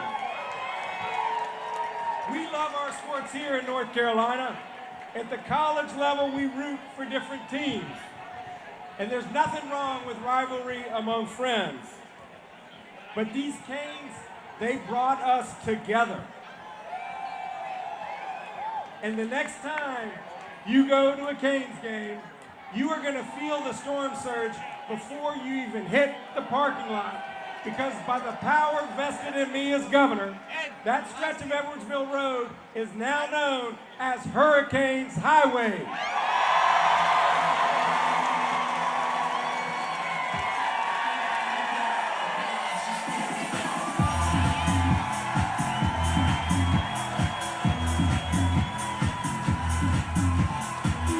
Let's go, Canes! Let's go, Canes! Let's go, Canes! Thank you. Let's go, Canes!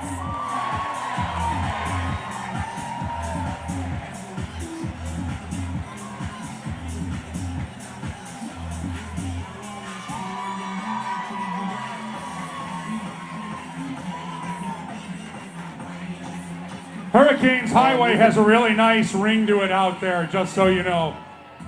You have been watching Governor Josh Stein on the stage before the Hurricanes, the Stanley Cup winners, take the stage.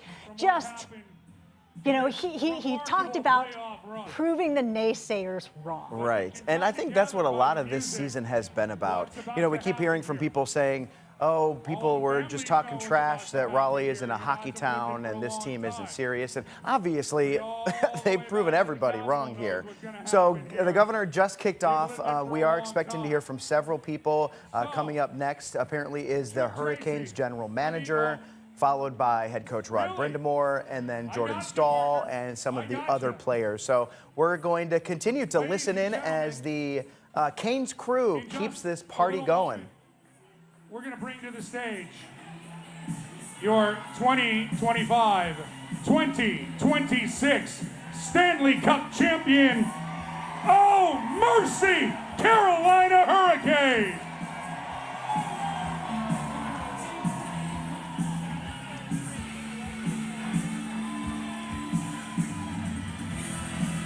There is a 35-pound cinder block you might know from the best head strength and conditioning coach in the business, Bill Berniston.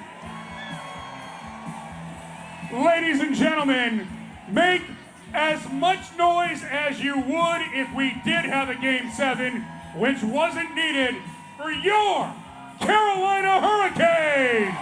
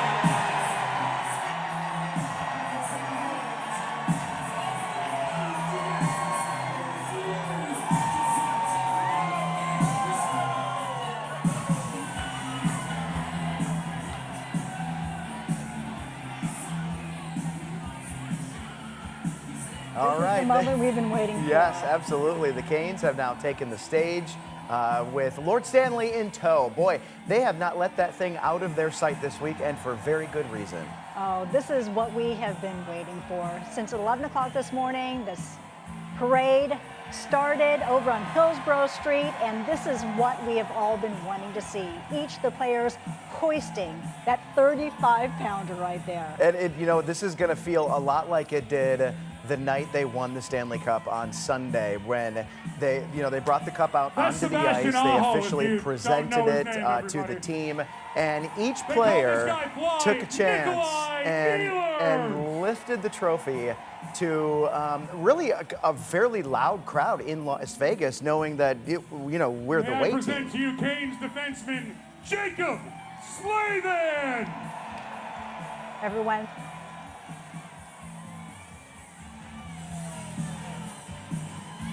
The leader of the band, Jordan Martinook.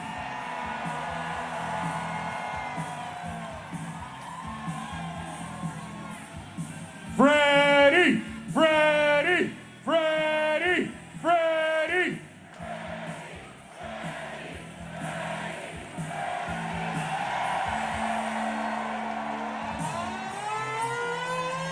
That's Mr. Anderson for those in the know.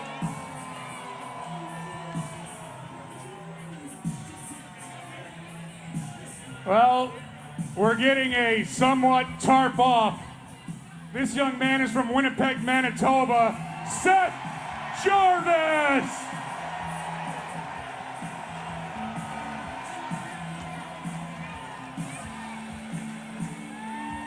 Underneath that flowing mullet, a defenseman who just can quarterback a power play like no other, Shane Gustisbehere.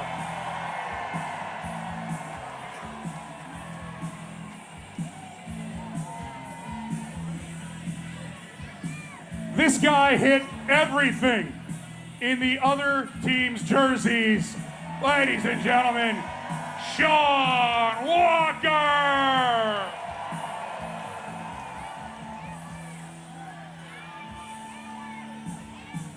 All this guy did is just score a bunch of points all playoff long. Taylor Hall!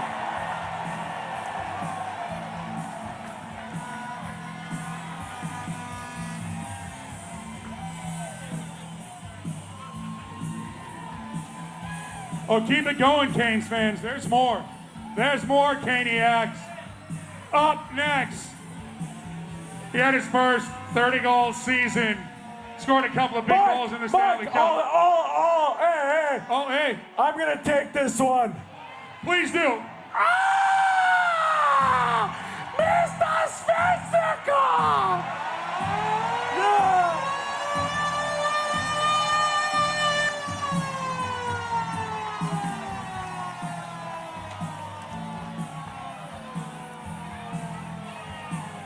Thanks for the assist, Marty.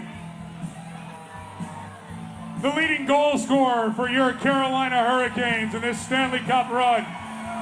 Let's put some stank on it, everybody. Logan Stankoven.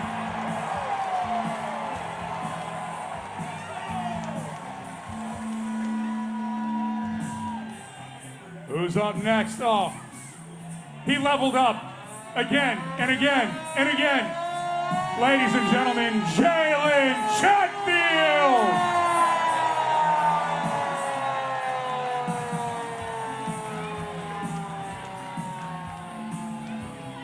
This guy's still enjoying the Stanley Cup win from game number 6. Mark Jankowski!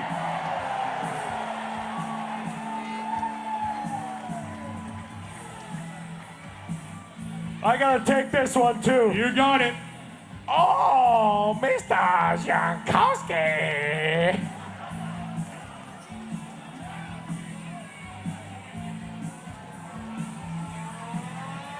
Oh, there we go, Robbie.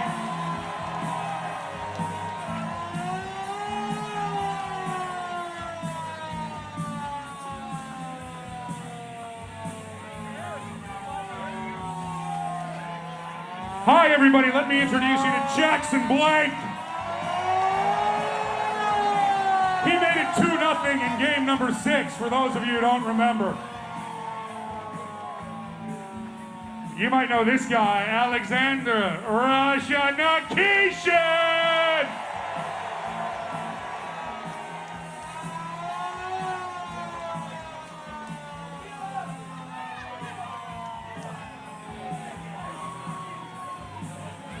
This is about as cool as it gets. This guy came in from New York City in the offseason. Keandre Miller!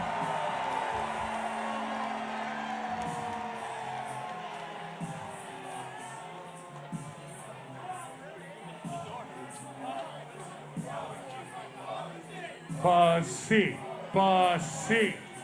Ladies and gentlemen, the bus driver, Dear Bussy, Brandon Bussy.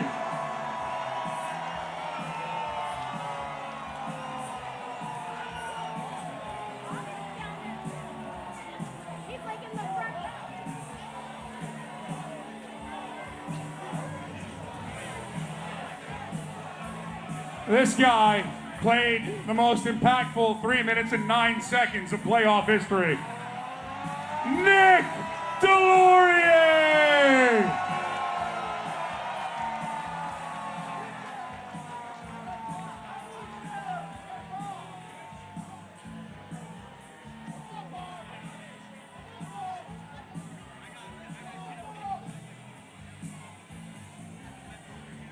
Ladies and gentlemen, may I present to you a man who had 4 hits per minute in the postseason, William Carrier!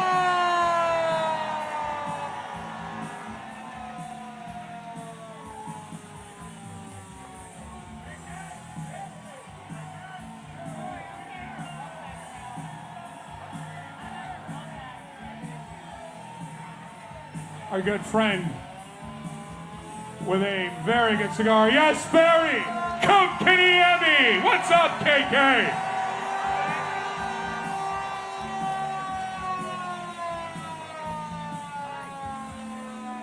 This guy just stepped into the middle of the Stanley Cup playoffs and had 2 assists in the first game he played. Mike Riley!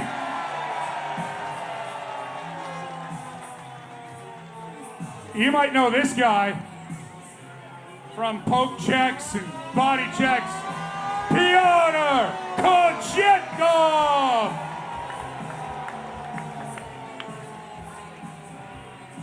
Folks, I present to you, there's one more, wait for this, we'll see how this plays out. It's like a game, we'll just call it.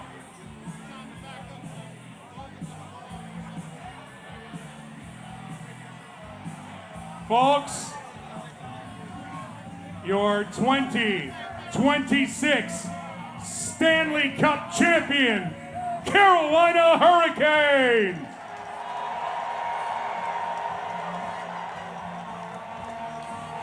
Oh, how about a secret MVP, Chris Huffine? 3 goals off the board. He's been here through all of it. Assistant coach. You might remember him from his playing days, Tim Gleason! Your goaltending coach, Paul Schoenfelder!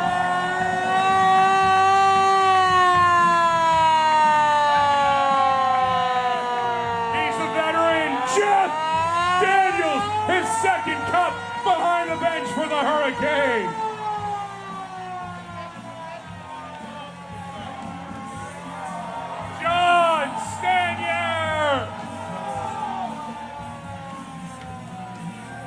It's not a cinder block, Bill Berniston. It's the Stanley Cup!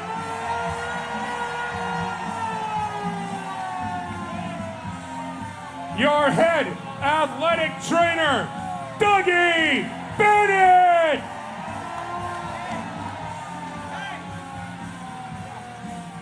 Your head equipment manager and the best 7.9 seconds of goaltending in NHL history, George L.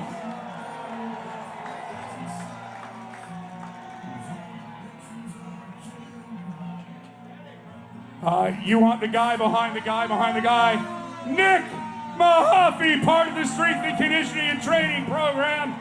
He's the guy who does all the dirty work behind the scenes. His final season with the Carolina Hurricanes, the legend, Bob Gorman. Nobody handed off sticks better, Bobby. Trying to make sure the guys are right before the game. You're a massage therapist. That's Mikey Muraska. All right, Kristen Parisi, you make sure the guys are fed right. Your nutritionist, Kristen Parisi.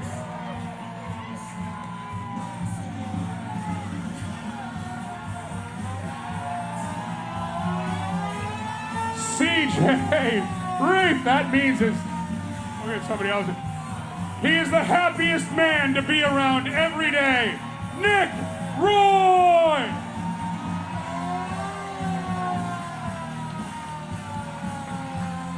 Make sure the equipment's there on time. Patrick Bud.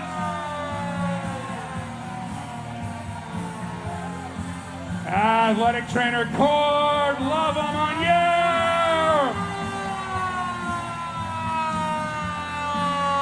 Your general manager, Eric Tolsky.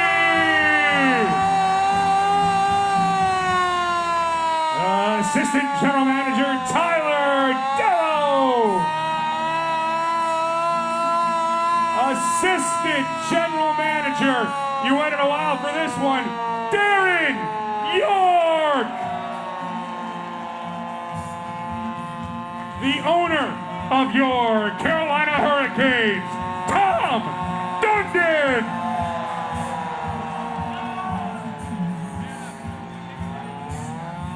This man works tirelessly behind the scenes, Chris Abbott. The head of team services, Mike Brown.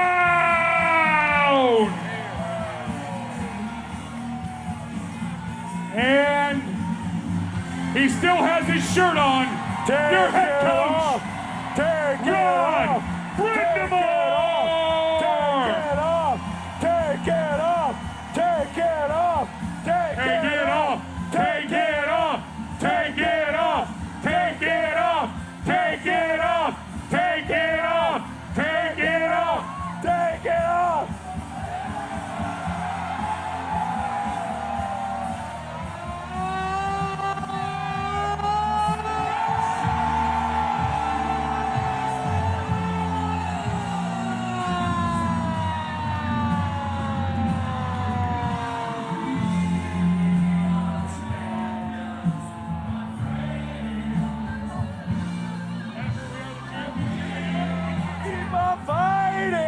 Till the end. Champions. We are the champions.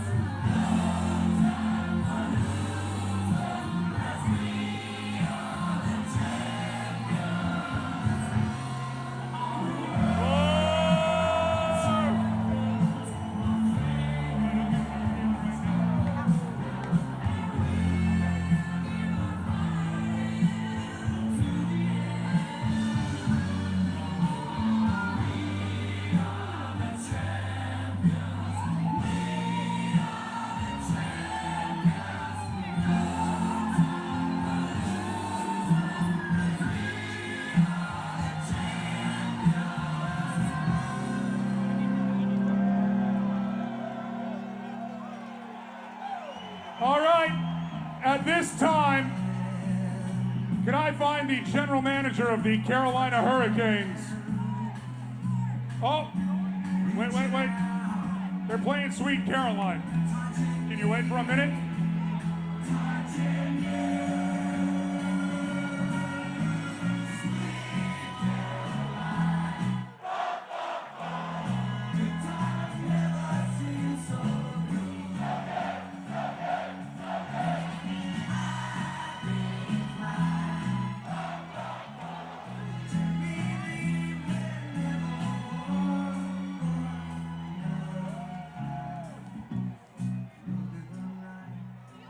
All right, if I could, ladies and gentlemen, the general manager of the Carolina Hurricanes.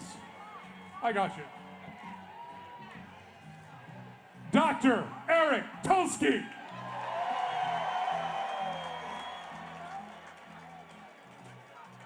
Wow. Truly unbelievable to see this crowd out here. I cannot express enough how thankful I am.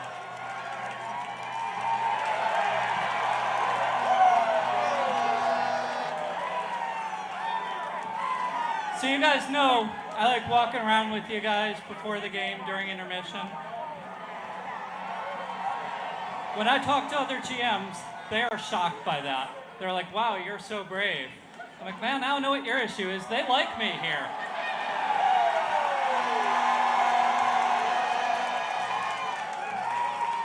You guys are so supportive, so enthusiastic. Can't appreciate that enough. The Southern hospitality, when I'm walking around at the tailgate, really appreciate it. Can't take the shots of Fireball, but I do appreciate it.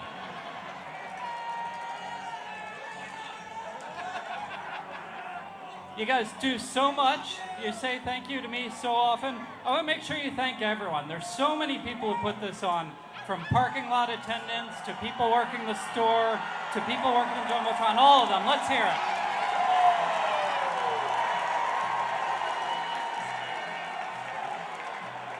There's so much support here. It's hard to believe we built a hockey following like this in a place where a couple inches of snow brings the apocalypse to Glenwood Ave. You guys are huge fans, so supportive. Are you happy to be here? Everyone here is. Everyone on this stage is happy to be here too. It's one of the things that's incredible. We've got a team full of people who are happy to be here. They know we're building something special. They want to be part of it. Something that really stood out to me. After Game 6, we're on the ice. We're doing our congratulations. And player after player kept telling me, thank you for bringing me here. One of the players who said that is a free agent. Nick Delorier? Come on up. We got to take care of this right now. I got a contract for you to sign. Come on, Nick Delorier.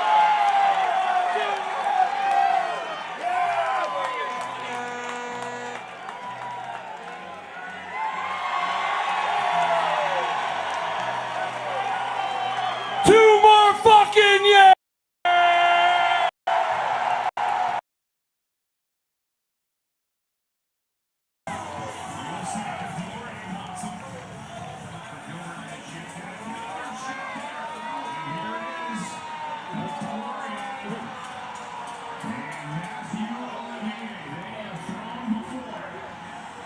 All right, we've been listening to the general manager of the Carolina Hurricanes speaking to the crowd.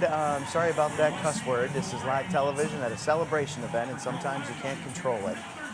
But fans likely enjoying some of the squirt guns out there as we prepare to hear from the next person. And according to my schedule, it is supposed to be head coach Rod Brindamore. So we are going to stand by and wait to see what happens next. But so far, really just a cool celebration, and really great to just see all of the guys in their element, knowing the magnitude of this moment. Chad, you mentioned earlier how they went one by one holding the I want trophy a brand when they new were in house Las on Vegas.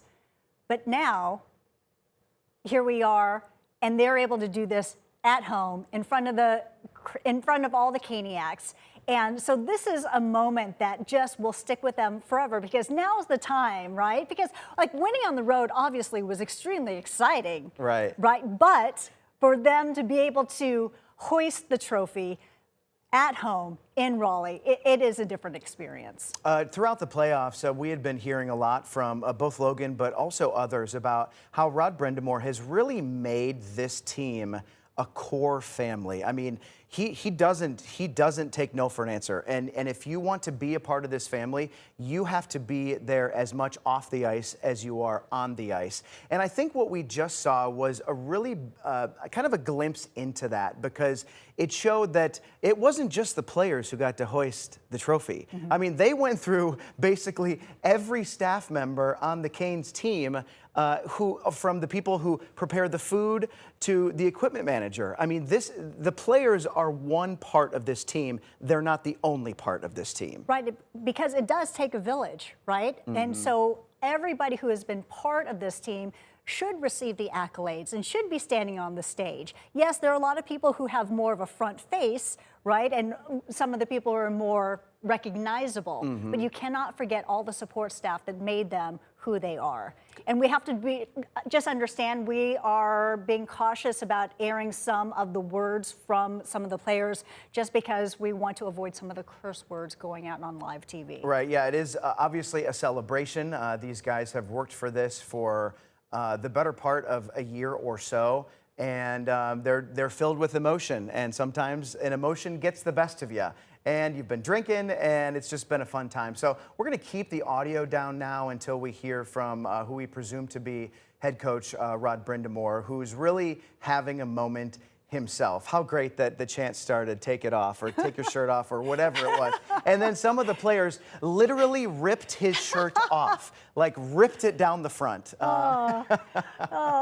know, just looking at the crowd and seeing all the different signs out there, you know, saying it's like, it's our house, and in Rod we trust. That was, you know, one of my favorites. But, you know, talk about full circle for Rod Brindamore. Yeah. Right? I mean, this is somebody who is part of the team back 20 years ago. Now he's leading the team, and you know, seeing him up there and just having fun today, because this is what really it's all about. Like, you know, they've been hard at work for the past several months, and for it to culminate to this, it's just something very, very special. I loved seeing all the pictures comparing this win, this parade, this celebration to 2006 when it comes to Rod Brindamore, because obviously he was a captain on the team, he was a player on the team. I love the picture where he was just riding in the back of the convertible through the parade, and now this time he's on a double-decker bus with his team that he coached to get there. I mean, this team is so lucky to have him, because I think he plays such a pivotal role in this culture and in this team to get where they are today. Obviously, another live picture of this, again, was the old parade route. People walking along it now, some people leaving, some people just getting there now, ready to hear from some of the other players. So we're going to continue to stand by here as some of the players really pep up this crowd. I mean, there are a lot of people there. I love seeing some of the aerial footage, because you can really get a sense of how many people are actually there. Yeah, the city was estimating about 100,000 people expected today. Just keep in mind our control room is monitoring some of the speeches out there, and we would like to avoid some flagrant language. So this is the reason why we're potting the volume down right now as we continue to monitor the speeches on live from City Plaza in downtown Raleigh. You know, Chad, you mentioned this about the team and every person being part of it and getting the accolades that they deserve. Even the GM, Eric Tulsky, when he was speaking just a moment ago, you know, he was on stage and said, you know, thank you to the city of Raleigh. Thank you for the parking attendants. Like, in order for a day like this to happen, takes a lot of organization from so many different people and so many different groups. Let's take a listen now. Obviously, they're talking about something. Let's see what they're talking about. I want to thank all of you legends behind me. The joy that you give all of us in the trenches during the season, culminating right now. Bless you, boys.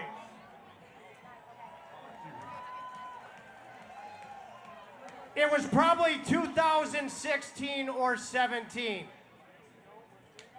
I was hanging out having a coffee at the pregame meal in Glendale, Arizona. Rod Brindamore was an assistant coach. He long should have been the head coach, but he was an assistant. And a guy sat down next to me outside the pregame meal named Jordan Stahl.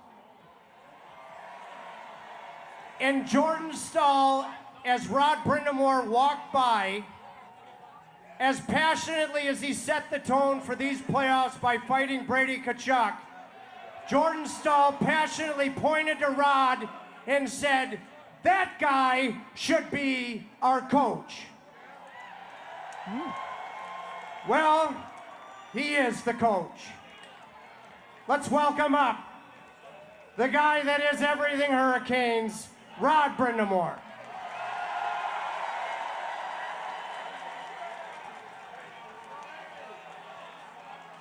All right. I got to take 1 second because I didn't get to do it after the game, our last game. And these guys are getting sick of hearing me speak, but I'm going to address my boys here for a minute. So, I ask these guys a lot. I ask a lot of these guys. Number one is to play to an identity. And that identity is we got to compete our asses off. And we do that because we know that's what gives us the best chance, but we do it because we know you guys are here paying your good-earned money to watch us play. So we got to compete, and these guys, no one competes harder than these guys. No one. And then we got to do it every night, and I can promise you that no one does it better than these guys every night. Every night.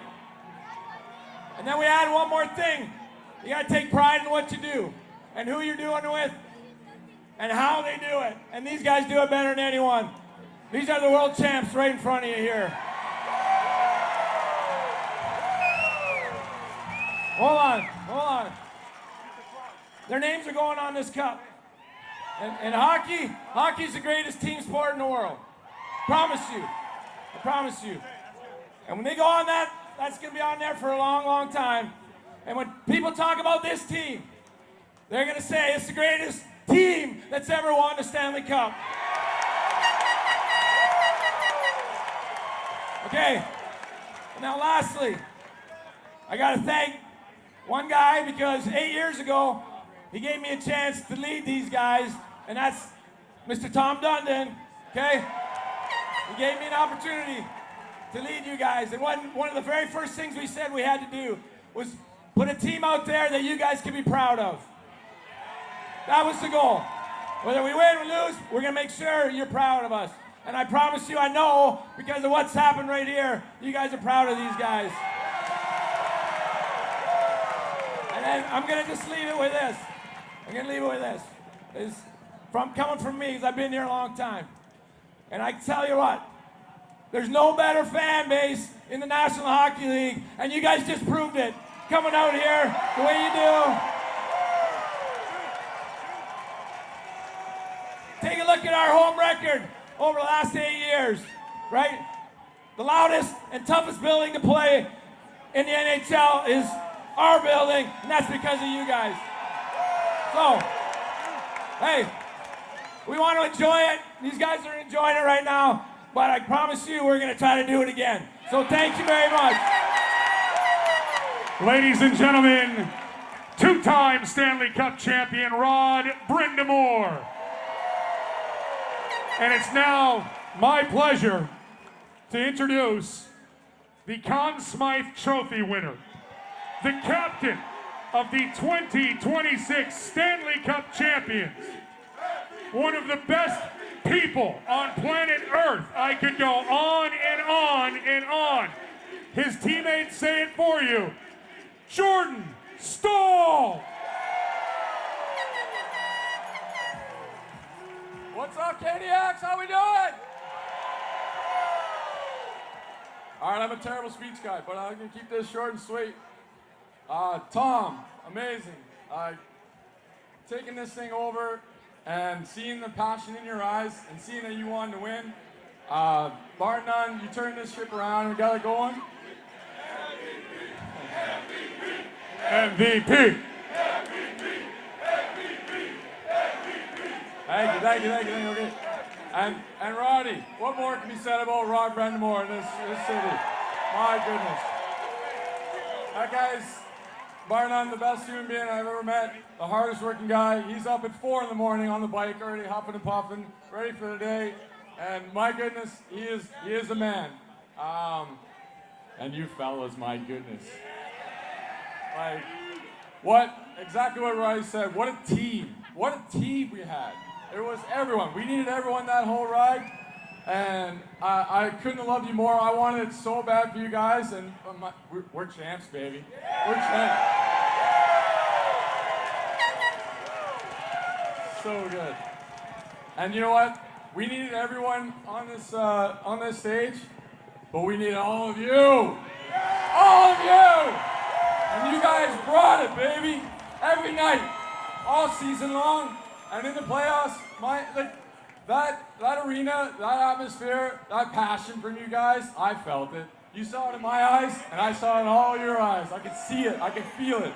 You guys nailed it. And so thank you. Thank you, Caniac, for all of it. And I know there's one more thing.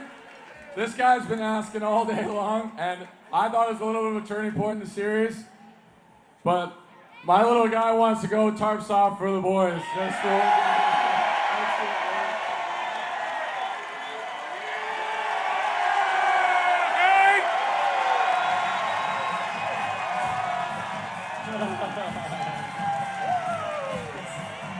We're gonna do this again. Let's go, baby!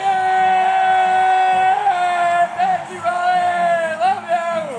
Woo!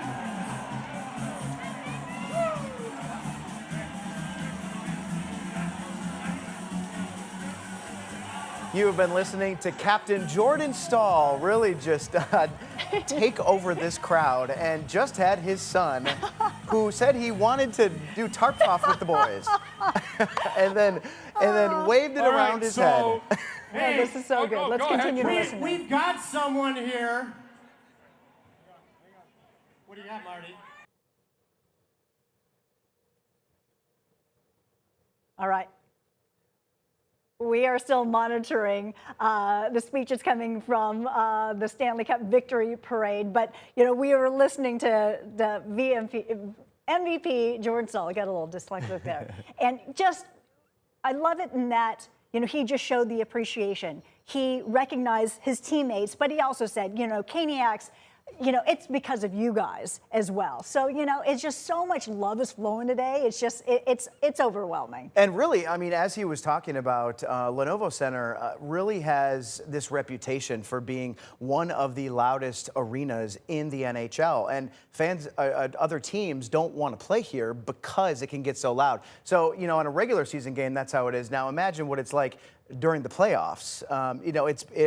I know that Logan always talked about this too. When she would come back, it was almost like every single home game during the playoffs was louder than the previous game. I'd always ask her when she came back into the studio after a game, how was it? Was it loud? What was the atmosphere like? And every time she would say, it's the loudest I've ever heard it. Wow. Next game, it's the loudest I have ever heard it. It was even louder than the last game. It's a true testament to the Caniacs, right? Showing up game after game and showing their support. But the fans really can make a huge difference in the vibe and the atmosphere.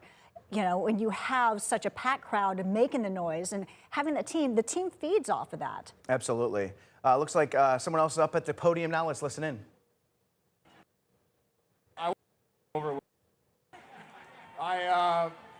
I kind of treated this like a game. I always talk to my dad before my games, and he gave me one piece of advice. He's like, just don't swear, keep it classy. So I'm gonna say there's way more than 100,000.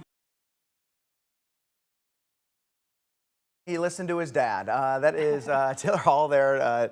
He was the guy that put his baby inside the Stanley Cup. Yes. You probably saw that picture going viral on social media. Yeah. A lot of people doing lots of things with the cup. Right. Here's the thing. We are monitoring the speeches. And so when we hear some colorful language, we're going to have to pot that down. Nobody wants to.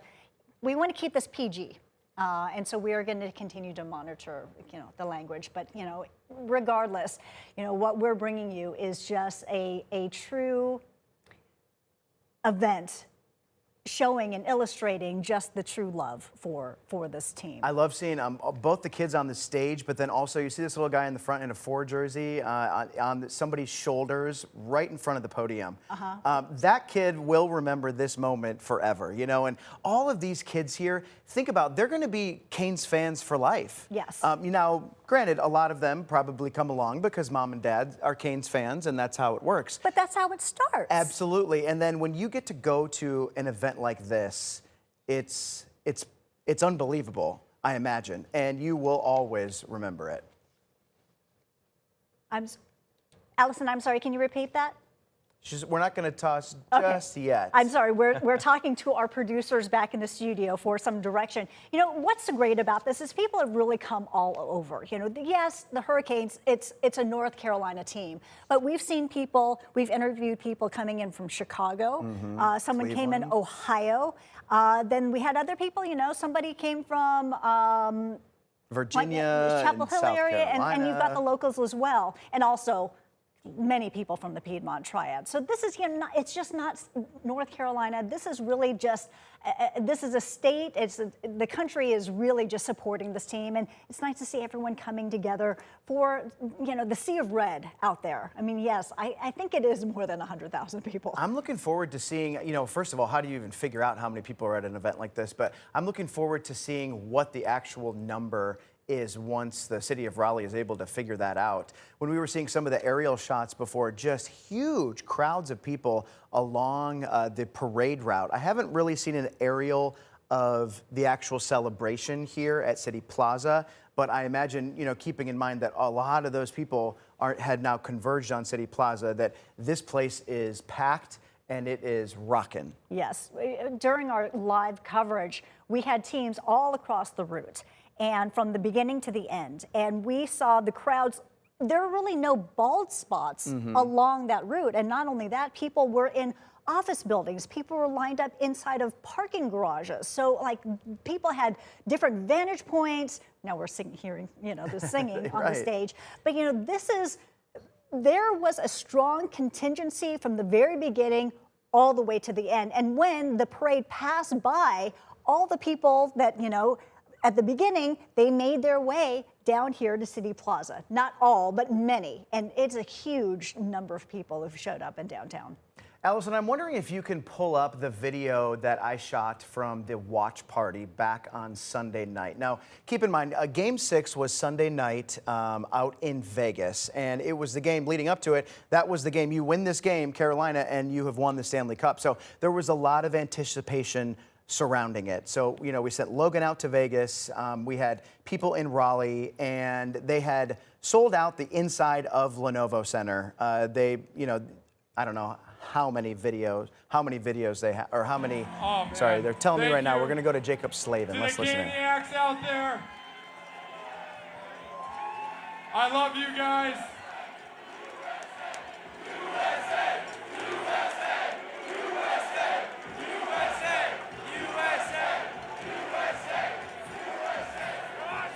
No, hey, winning a gold medal, unbelievable. Honor to represent this country. But winning a Stanley Cup with this team right here and this city, there's nothing better, baby. There's nothing better. I've been here for a long time. I remember a Tuesday night game back in 2015. There might have been 5,000 fans in the building, maybe. And now you guys pack that arena every single night. It's the loudest barn in the NHL. And you guys do that.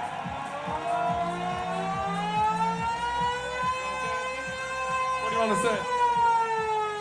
So I just want to thank you. You guys know my faith is the most important thing to me. I give all the glory to God. I love this city, I love this team, and I can't wait to be a Hurricane for the rest of my life.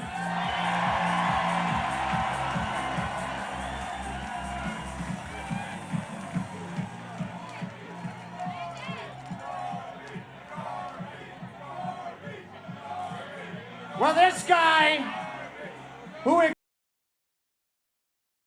he's getting thrust up here, made to love him. Seth Jarvis! I don't know why I'm up here. Who let me up here? Because you're a champion. That says it all. All right, we are going to continue to monitor the speech, but you did hear Jacob Slavin. He was up on this podium just moments ago, and when he was up there, people yelling, USA, USA. You have to remember that he was part of Team USA's gold medal winning squad that beat Canada during the Olympic final. So that's why USA, USA, just for people who, you know, are not aware. And I love that Seth Jarvis really makes it like he's very humble about this. But honestly, he's one of the fan favorites, and a lot of it has to do with the good old Canadian boys. That's his group of friends. There are 6 guys. They all became friends back when they were in middle school, and they played hockey together. And obviously, Seth Jarvis went the hockey route. The other guys didn't as much as him, but they all kept in touch, and they all really just have each other's backs. And all of these guys now travel around the country, well, around North America, to follow their friend as he plays hockey. I remember after they won the Stanley Cup on Sunday, there was a shot where he was on the ground with all of the boys, and they were just covered in confetti. Yes. And that right there was just a wonderful moment for these guys, because really, I mean, they've had his back for decades. True blue. Yes, right? absolutely. Well, I should say true red, but true blue. Right. And not only that, like they had one vehicle, right, filled with all of them during this parade. So, you know, when you're talking about he has the support of his friends, like they go deep. Yeah, absolutely. Just so cool. And I love that, you know, they've got a good social media following, because they really just document all their experiences going around, rooting for him, cheering him on, spending all this money to travel around and to watch him play. And it's just been great. Let's see who's coming up next.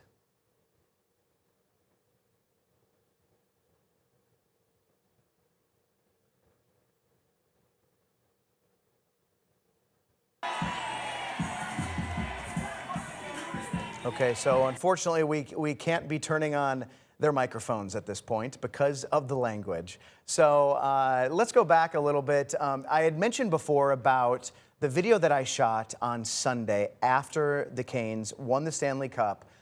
There was an arena full of people, obviously, here or in Raleigh, where it was not there, but they were there to watch the game. But then outside the arena, I don't even know how many people. For the people who couldn't get inside Lenovo Center. Thousands of people. They set up a stage, all these monitors. I shot some video that I want to show you right here that occurred right after the game was over. And I was there. It was my first time being around that type of atmosphere for this team. And I was really excited because growing up playing hockey, I love the culture behind hockey.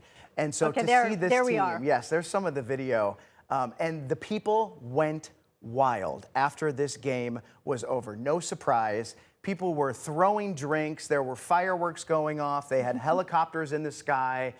They opened the NC State football stadium, Carter Finley, to allow people to go to the bathroom and concessions and that kind of stuff. And it was an absolute huge celebration. So, Chet, you know, you're able to, so obviously we have tens of thousands of people out there, and we've seen all of their excitement. You know, they're cheering and the towel waving and everything. You got a glimpse of that. You got a flavor of it by attending game, when I say attending Game 6, you kind of felt like you were there because you were surrounded by all these other Caniacs. Right, and then so this is the video right here of them putting on that last flag on the outside of Lenovo Center. So if you're a Canes fan, if you know much about what they do after they win a game in the playoffs, they have 16 slots on the outside of Lenovo Center that are meant for flags. 16 flags. If you win 16 games in the NHL playoffs, you have won the Stanley Cup. And so every time they win, it's turned into this really cool experience. Tradition. Yep, a tradition where they put a flag up every time the Canes win. And so I was there the last game when they won the Stanley Cup when they put that flag up. And the emotions were running high amongst everybody there. There were lots of people screaming, crying. I mean, waited so long for this moment. And to see them actually put that flag up on the building was just a really special moment. And that's the thing, being at this parade, being there, being surrounded by all your fellow Caniacs, right? That is a moment you'll never forget. And that's why, Chad, when you were there for Game 6 and witnessing the team win and witnessing the flag going up for number 16 spot, that is a moment you will never forget. Absolutely. And I mean, you know, I mentioned before, I'm a bandwagon fan, but I am a bandwagon fan for life. I appreciate, you know, your honesty. Yes, of course. And so one thing that I thought was really great too was, so I've got several friends who live both in Raleigh, but also in the Triad who are Canes fans. And I was talking to them the other day about just what this playoff run has been like. And they're like, we're exhausted. I mean, if you think about it. So exhausted in a good way. Absolutely. When they won the Stanley Cup on Sunday, it was nearly 2 months to the day that the playoffs even started. So you have been in the playoffs now for 2 months. Every other team outside of the ones who made the playoffs have been at home for months. And so, you know, my friends, they just said, we're exhausted. We're glad that the ride is over. We're glad that the ride ended with the Stanley Cup victory, but it's been a long 2 months. You know, but that's part of the excitement of it all. It goes to show you just how exhausting this game can be, right? But you have to keep your head in it. That's part of a championship mindset. Absolutely. In order to be able to overcome that. And we are still monitoring, excuse me, all the speeches. Waiting to see if someone has a clean speech that we can share with you. Yeah, we have somebody in the control room monitoring and listening to the language. And when we find something more PG-13 for you, we will bring it to you. Right. But, you know, obviously these players are pumped.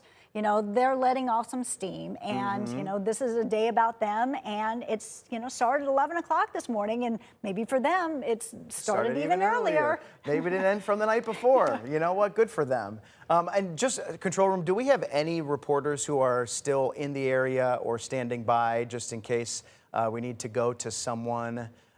Because, you know, we'd like to hear from people on the ground there. We'd like to get the flavor yes, on the ground. If anybody is around. We're continuing to go through these players. So I love his outfit. So he's got the wig, he's got the cutoff, jean shorts, and the cutoff shirt. It's a look. Oh, this is great. And we're just, you know, everyone's like handing it off. Everyone, you know, this is their day in the sun. So, you know, let them, literally, let them have it. And, you know, fortunately, too, a lot of people are able to go out to this parade because the humidity level a little bit lower, thank goodness. You know, it's under 90, thank goodness. So, you know, we did see some families leave because, you know, it can be a lot. But for the other ones who are out there, you know, some of the diehards, you know, they're taking and they're soaking this all in, and so are the players. Boy, such a fun time. Man, I wish I was there. Yes. Yes. My boss is in the control room. She's thinking, well, you're not. So, but you know who is there? WFMY News 2's Ben Briscoe. Let's get out to him to see where he is and how it's where he is. Ben.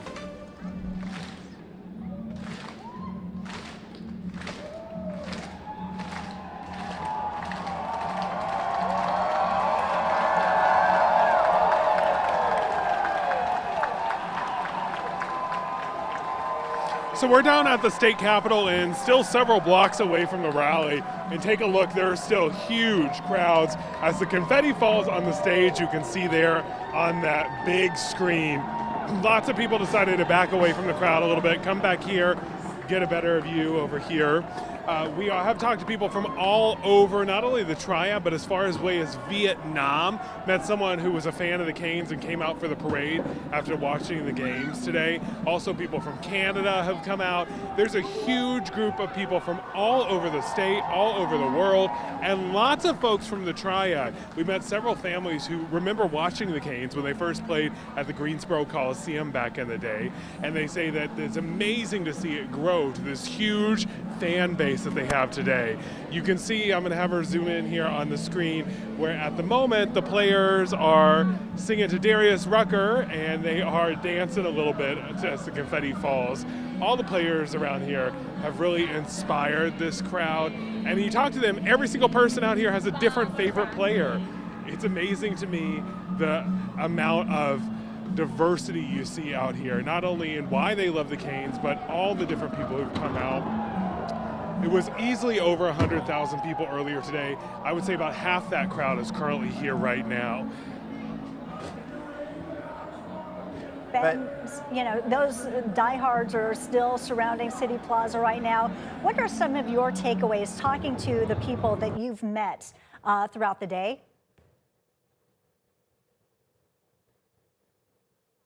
Oh, we have lost Ben, but in the meantime, you know, what we have seen, our takeaways from this, it's just pure joy, right? Pure elation, and people are just so very, very proud of the Canes. I really do enjoy hearing from the people who have been fans for longer than 20 years, because they're able to really compare the two. And you're an OG.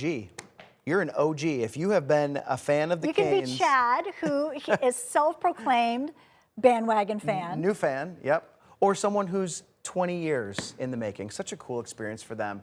I'm so glad that we were able to bring this to you. I hope you've enjoyed it. It's been awesome to just experience and to witness even from home. Yes, we have several crews out on the scene. There's gathering some more videos and the sights and sounds as they wrap up the event in Raleigh and just kissing that Stanley Cup. We will have even more live coverage of all the highlights tonight on WFMY News 2 at 6 and 11. Thank you so much for joining us for this live coverage. The leading goal scorer for your Carolina Hurricanes in this Stanley Cup run. Let's put some stank on it, everybody. Logan Stankoven.